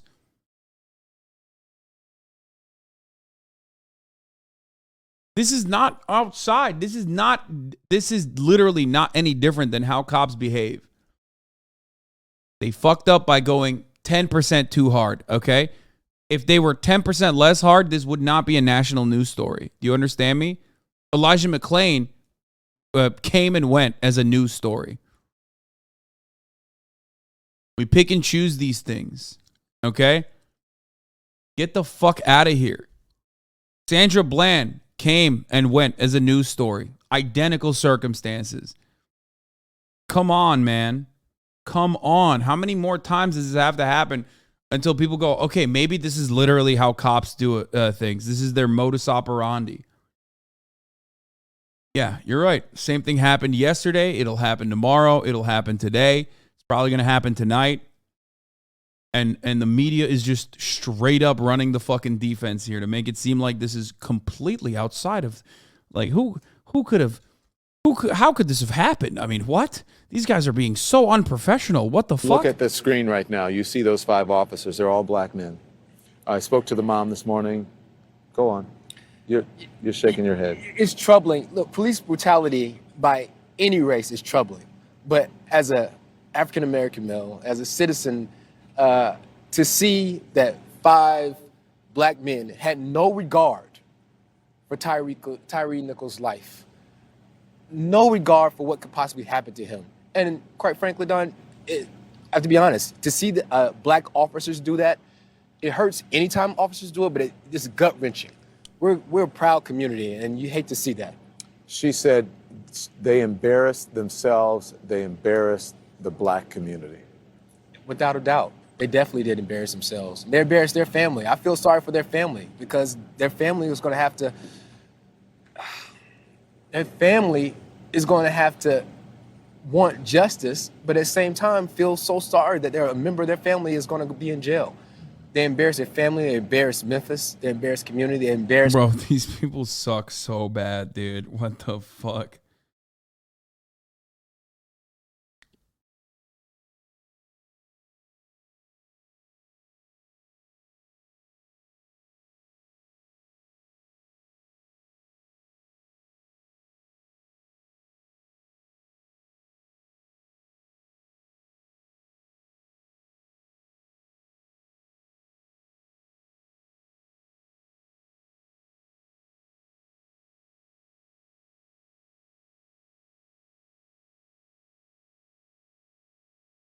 Spend a long time in jail. And what we should do as a city is lead in reform. Tyre Nichols' name should live on. Every officer, every law enforcement officer should have to watch that video periodically as part of training. We should lead from that. We should be resilient from that and make sure that this does not happen again. Hopefully never in our city, hopefully nowhere Guys, else you don't in our understand. country. If it was like, 60% black cops doing white supremacist actions, then it would be different. You know what I mean? It would be so different. Female black police chief, 52% black law enforcement community. What's up? None of that shit worked. Hey, 38% of the fucking city budgets are being spent in Memphis, Tennessee on policing. Overall budget is $274,511,000. Not enough, It's just not enough. Every resident is paying $419.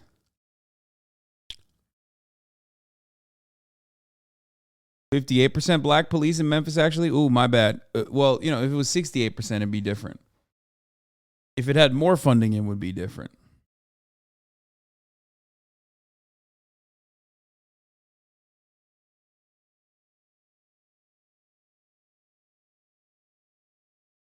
Now, let's bring on some other former police officers to talk about this and how different this was. Initial reaction to everything we now have just seen. Well, I was horrified like everybody else. I've been in policing since 1968. Called it.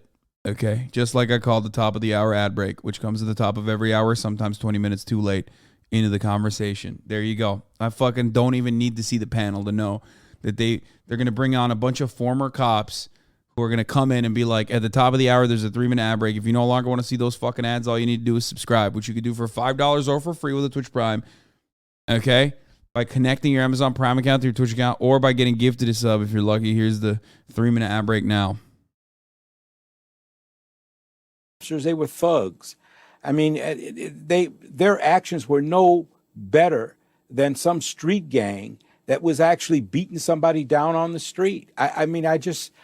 it's absolutely horrible. And, you know, people believe these units get created because of spikes in crime. You can police constitutionally and reduce crime at the same time. You don't have to do this. You don't have to do anything like this. From their actions to the language, they escalated everything right off the bat. I mean, this was totally, totally unnecessary without any justification at all. Why is nobody talking about the first? Why is nobody talking about the first 3 cops that actually made this insane, unjustifiable traffic stop in the way that they did? Why is nobody talking about that? Everyone's talking about the fucking 5 pieces of shit that brutally beat the shit out of Tyre Nichols. No one's talking about the 3 fucking cops that ripped him out of his car, that fucking tased him, that screamed at him, that fucking forced him to flee. Why is nobody talking about those guys? Those guys didn't get punishments. Only one of those cops was white. The other 2 cops that were beating on him were black as well. That's crazy. Some of them were the same cops? No, they weren't. I don't think so. I think only one. The only one out of the 5 was the black cop.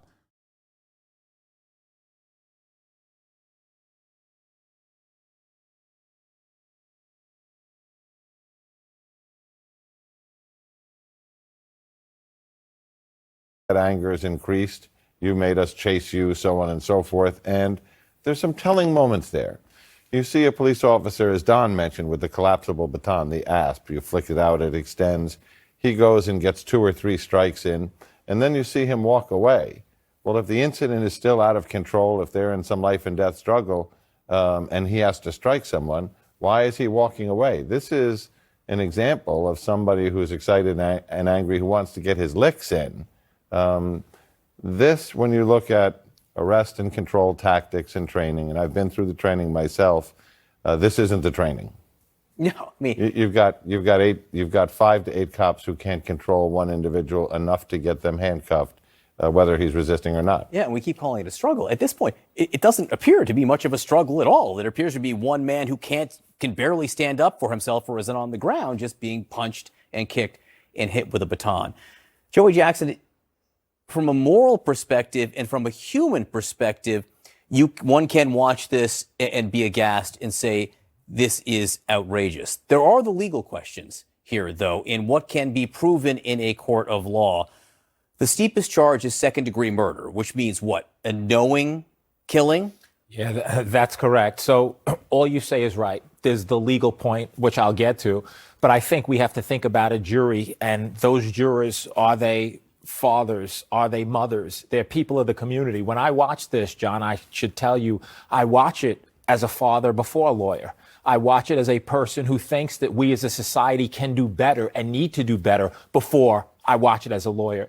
And so I think that jurors are going to be, if it gets that far, evaluating it in the same respect. And so in speaking with the law, I think there's a lot to answer to. I think jurors, again, looking at the view of the law and ultimately what it will come to, are going to ask a lot of questions, right, in terms of thinking about that second-degree murder charge, which I'll explain. When you got to the car, now, John Miller pointed out very rightly, right, what was said by Mr. Nichols. Did you see what the police officer said? In contrast to what Mr. Nichols said, F-bombs and this and that and get out? Is that the way that you should be comporting yourself with respect to interpersonal communication?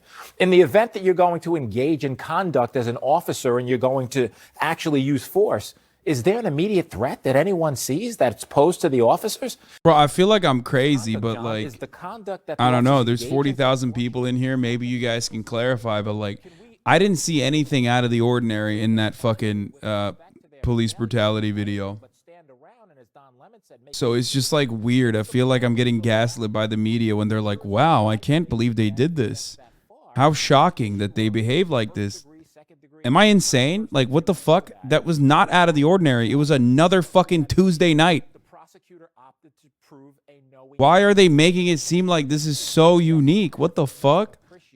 I mean, even in that story itself, the fact that they're not talking about the first 3 cops that were also beating on Tyre Nichols originally in the traffic stop and only focusing on the 5 implies that, like, some level of, like, brutality is just a part of the fucking job. So why are you confused by it when they go a little overboard? You know what I mean? Murder, that's reckless, it's depraved, and I think that's why the prosecution charged it. Laura Coates is with Laura. You'll be covering this quite a bit tonight as well. One of the questions that I've seen a lot, and I know you've seen as well, is people say these officers are doing this and they know they're being filmed while they're doing this. What does that tell you about their mindset? Well, it tells you how emboldened the culture of policing has allowed people to become. The idea that you could possibly escape any accountability, and the idea of doing it in front of a camera, knowing that and thinking that you might not be held to account. But let's just be clear and take a step back for a second. Other cameras that we've seen, other moments that have caused us to be on a heightened level of awareness, this would not have happened, the immediate firing of these officers, but for what happened over an 8-minute period in the killing of George Floyd. And we could name many in between that, Breonna Taylor and beyond. And why is that? Because Memphis, about a month after the killing of George Floyd, changed their policies to have an affirmative obligation to intervene, an affirmative obligation to do precisely what the officers charged in that case, the more rookie cops compared to Derek Chauvin, chose not to do, which was to intervene in some meaningful way. There's really a clear delineation here between when they were officers of law and when they were members of essentially a gang that decided that they were going to move by perhaps bravado, perhaps by ego in some other way to punish.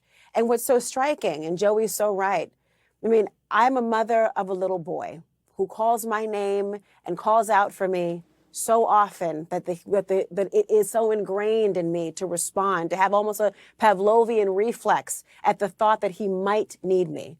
To think that 80 yards away, somebody's son was calling out until presumably he was no longer able to speak. Maybe his jaw had been injured in some way. He was not communicating to the same degree. To think of what his mother is going through in the proximity of that moment. And this man, Tyre Nichols, died never knowing the answer to the first question he asked the officers. What did I do? And we still don't know. It is heartbreaking and just raises still more questions. We're going to get to all of them tonight. Stand by, everyone. Nichols family attorney Benjamin Crump joins Don next, and shortly, Memphis City Councilwoman Patrice Robinson.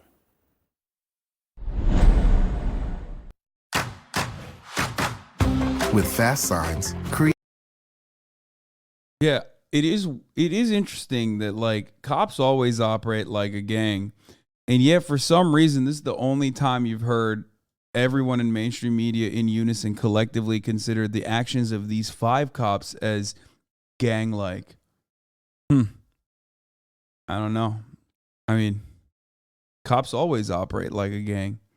Not just when they're black, you know?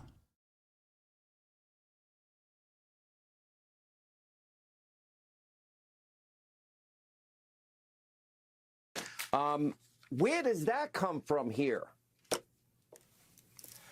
You know, Sean, Memphis, Tennessee is where tragically in April 1968, Martin Luther King was assassinated. Oh, my God. Since then, the city has been roiled by racial tension. It is now a predominantly black city with soaring crime. The police force is consistently undermanned. They are desperate for officers. They are searching for recruits everywhere.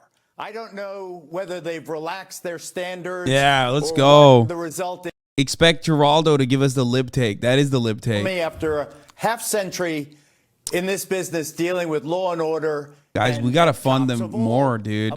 Fuck, our hands are tied, brother. We got to fund them more. We got to don't let a crisis go to waste. You got to use this for fucking reduce themselves to savage. I used the term wolf pack earlier. It was so uncontrolled. It was so undisciplined. It was so slanderously unprofessional. Guys, instead of 10 cops standing around with their fucking thumbs in their ass as like 5 of them were brutally beating on Tyre Nichols, who then died. There should have been 20 cops there standing with their thumbs in their ass as the 5 cops were brutally beating him. So that way, what would happen? Would there be more justice served? I think that's how we do it. Yep. I've never seen anything like this.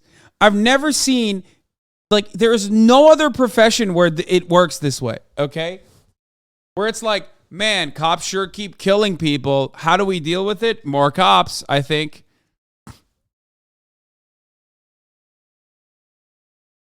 That's how we would fix the problem. More cops would fix it.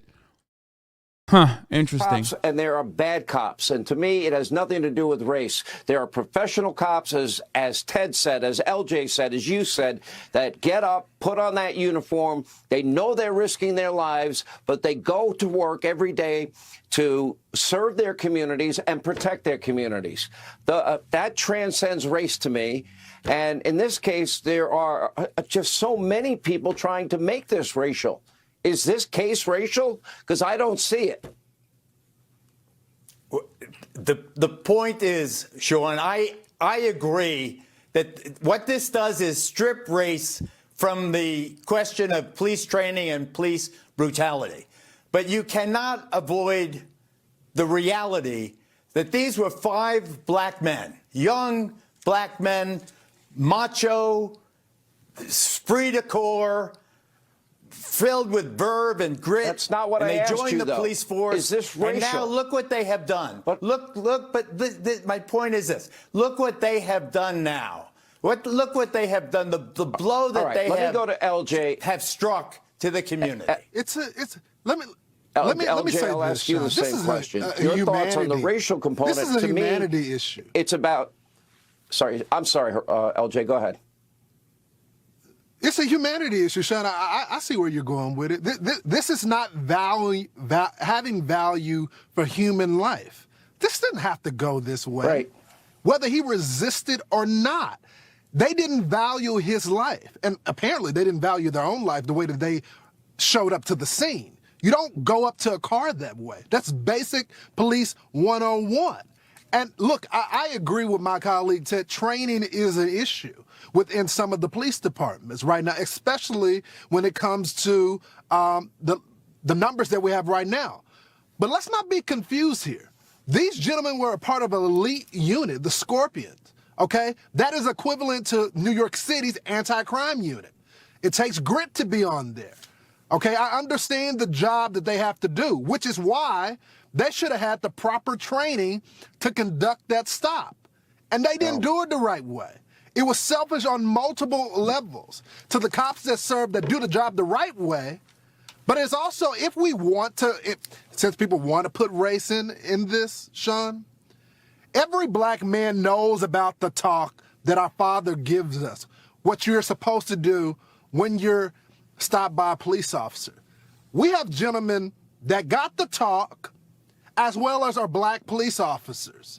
So they just didn't value life. They didn't care about any of that in that moment. All right, LJ, thank you. Ted Williams. How can you be a black face of white supremacy on Fox News after also mentioning the talk? Why is there a reason for the talk to exist if the Fox News propaganda is true and systemic racism doesn't exist and there is no racism within the police force? That's such an odd juxtaposition. Like, I will never understand that. So why are they having the talk then? They've both been here at the protests all night. We talked about this just before we came on with you, Sean. You said this isn't about race. Definitely not about race. This is about humanity. This is basic 101 humanity. We need to be able to raise our voice to help the family raise their voice. So we're out here tonight. We'll be out here to make sure that we alleviate some of the pain that won't ever go away for this family, but we can share our voice and show that the police need to disband the Scorpion unit that they have put together to do these vigilante acts against any mankind. I think that's a really great point, and one that I keep hearing over and over again here. These are peaceful protests, Carry On, and you're a young man. When you see that video and you think about yourself, you think about your friends, you think about your family, what goes through your mind? I just think it's sad to, you know, witness something like that as just a young individual. Like, I don't want to grow up, you know what I'm saying, raising my child to know that, hey, that you got to be scared of 911 to call an officer, you know what I'm saying? So I just feel like it's a blessing to be out here to, you know what I'm saying, to express, you know, how I feel about it. And by all means, like, you know, like we all outraged, like it's sad. Like, I don't, you know. Right, right. And Sean, this is what we're hearing so much. It's about families. We've got a train behind us. We've got protesters. I hope you all can hear me, but this is about families. This is about children. I keep hearing that over and over again. This is about making sure that everybody's child is safe on the streets and about building trust with the police community again. You know, I think what we're hearing here in There's no shot Fox News knows what they're showing right now on screen. again, they want to be able to trust their police officials, and they want to be able to trust each other, and they just want to get that message out.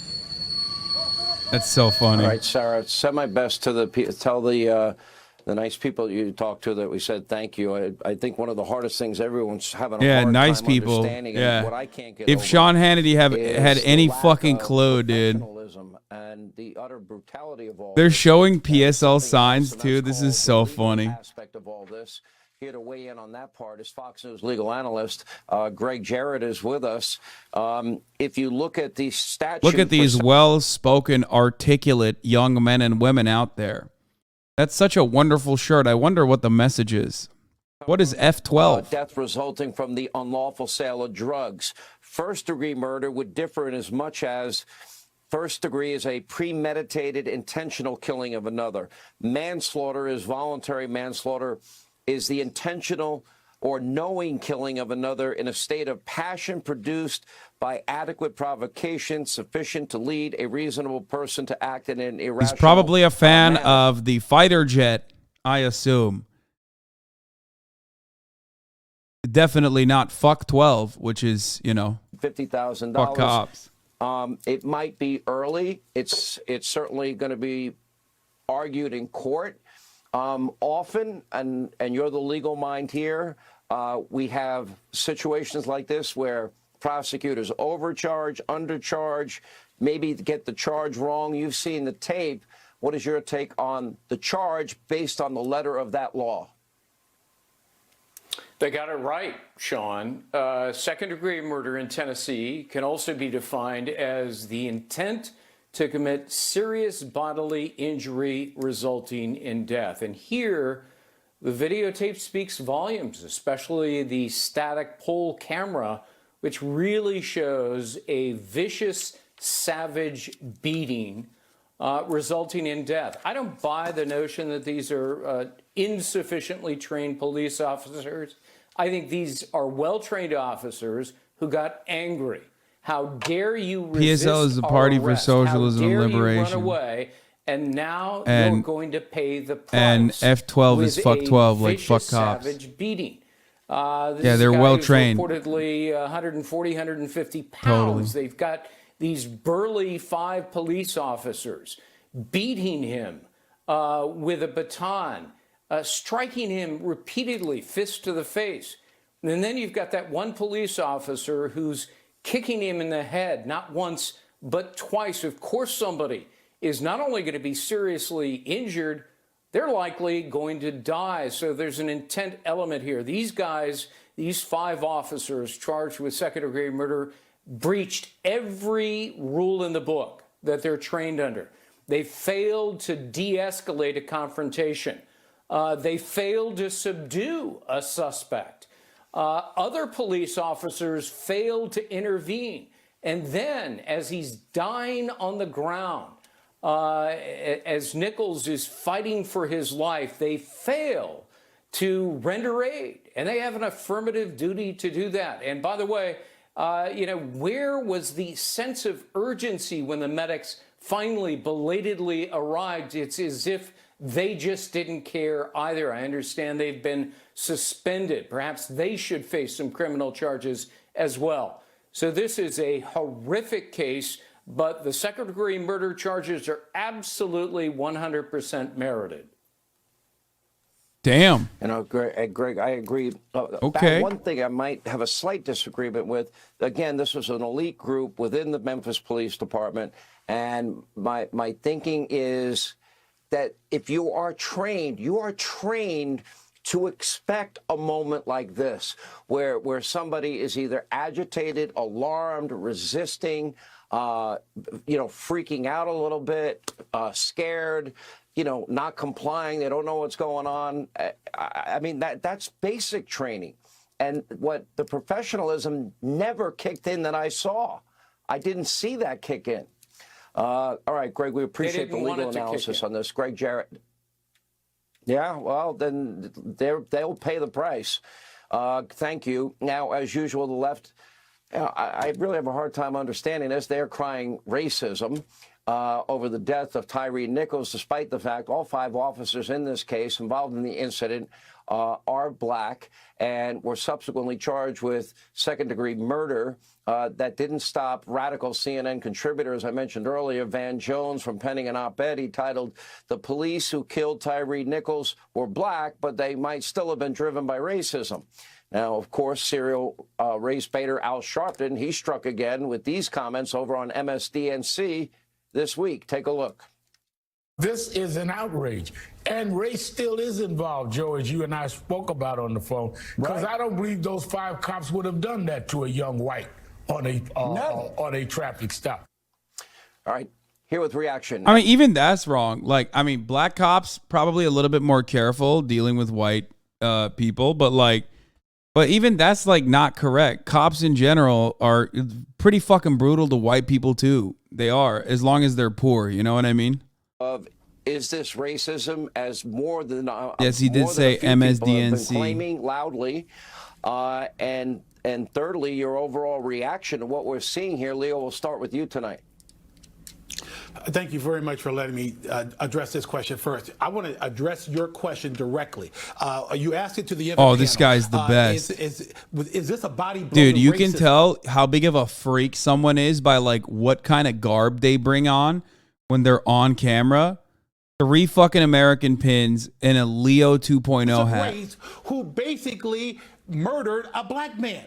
This upsets the Democratic playbook. The Al Sharpton, the Van Jones, who only see white cop, black victim. I love when, okay, I gotta say something here. I love when fucking Fox News just like entirely makes up a narrative. When like no one is saying that. Okay? Like, no one is saying that. Everyone's saying, like, it doesn't matter. Like, black cops are still cops, right? And cops are still doing white supremacy. And they're just like, okay, no one is saying that, so we're just going to make up that people are, like, literally saying this. And then we're going to dunk on this straw man.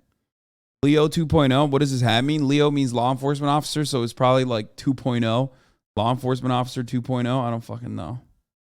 Intended to inflict deadly harm, imminent harm to that individual's life. And finally, he's how a do cop.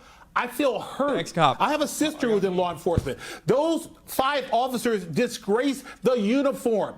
And I'll tell you the hardest part of hearing and watching this whole thing. When a man yells for his mother, it's a formal sign of, help me, I'm hurting. And every time I hear that, it affects me. The hard part to me is watching, what are supposed to be trained officers, Larry. They're supposed to be the pros. There's 5 of them. There's one young man on the ground. They have full control if they want it, if they just take a breath. They never stood back. They never let I didn't see professionalism kick in. But I'll ask you the same question I asked Leo. Well, I feel the same way, Sean. These were 5 people. How they could not figure out a way of subduing the suspect, I have no idea. But again, the bottom line is nobody is defending their actions.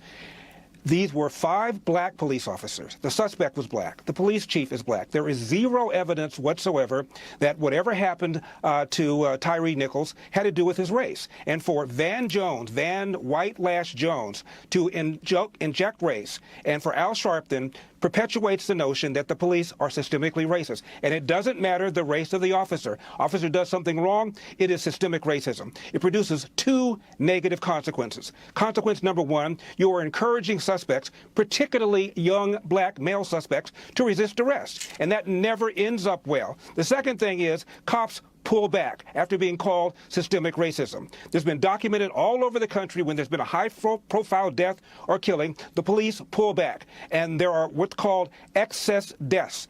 People murdered who otherwise would not have been murdered had the police been proactive. And the majority of these excess deaths are the very black people that people on the left claim that they care about. Now, the other thing is Mr. Nichols' mom said Larry, let me interrupt if I can for 1 second. Shit, sorry about that. I want to go back to a picture we just put up on the screen, and that is Tyre Nichols in his hospital bed, but looks like, on a respirator just prior to his death. I know you've seen that picture. I mean, he was beaten brutally.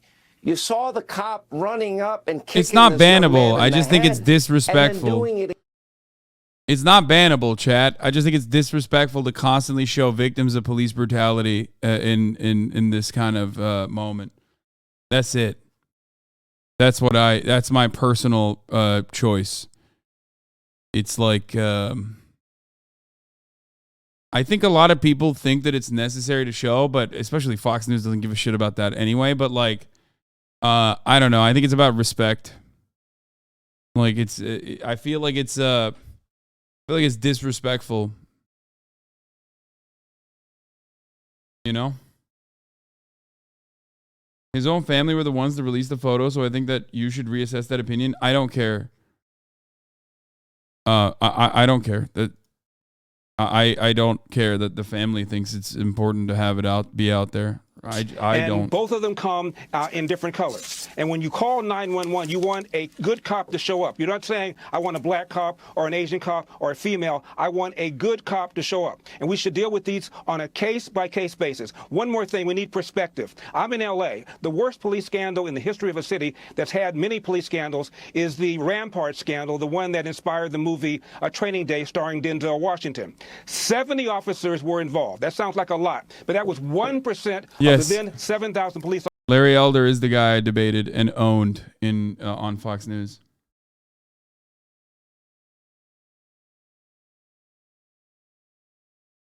Didn't the mother literally say don't watch it? No, the mom said she didn't watch it.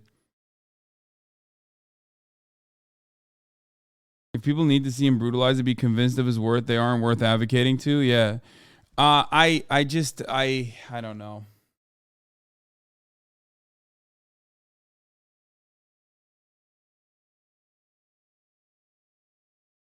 Yeah, she said if your parents don't let your kids watch it, yeah.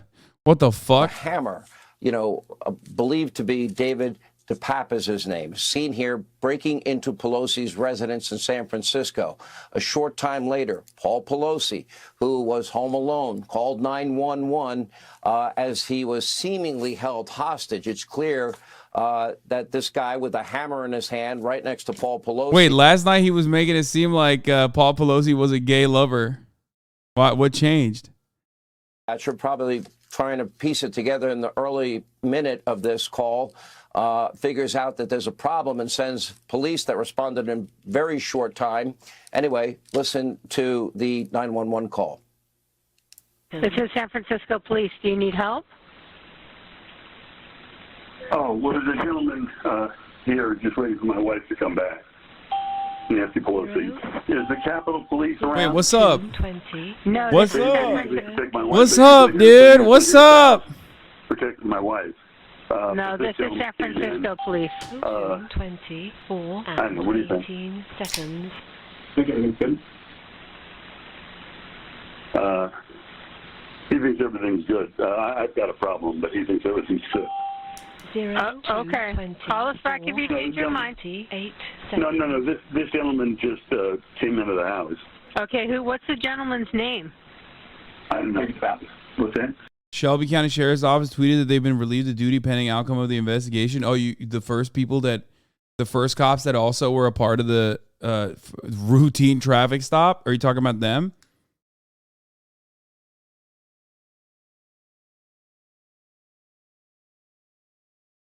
Let's go. No, the people arriving after. Oh, shit. Wait a minute. Having watched the videotape for the first time tonight, I have concerns about the two deputies who appeared on the screen following the physical confrontation between police and Tyre Nichols. I have launched an internal investigation into the conduct. Man, it is literally the Shelby County Sheriff's Office that already created the Scorpion unit. Oh, but those guys just get an investigation. You know what I mean? Wait, what the fuck? Why are there ladies in the bottom of this? What the hell's going on?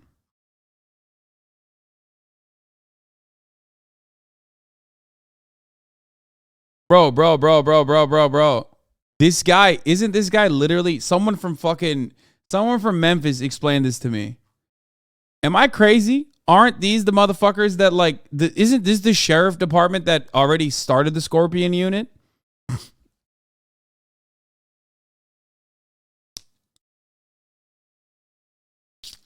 It's this sheriff's department that's already responsible. No, the MPD started it. I'm pretty sure I think the Scorpion unit might be under the sheriff's department. And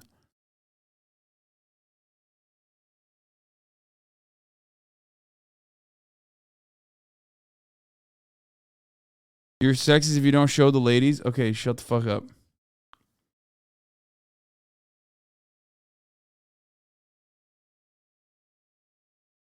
Memphian here. MPD owns Scorpion.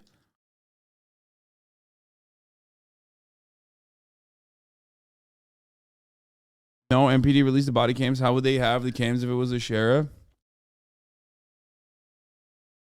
I mean, sometimes they work across departments, but I don't know. Maybe not. Sheriff is the county. MPD is the city limits.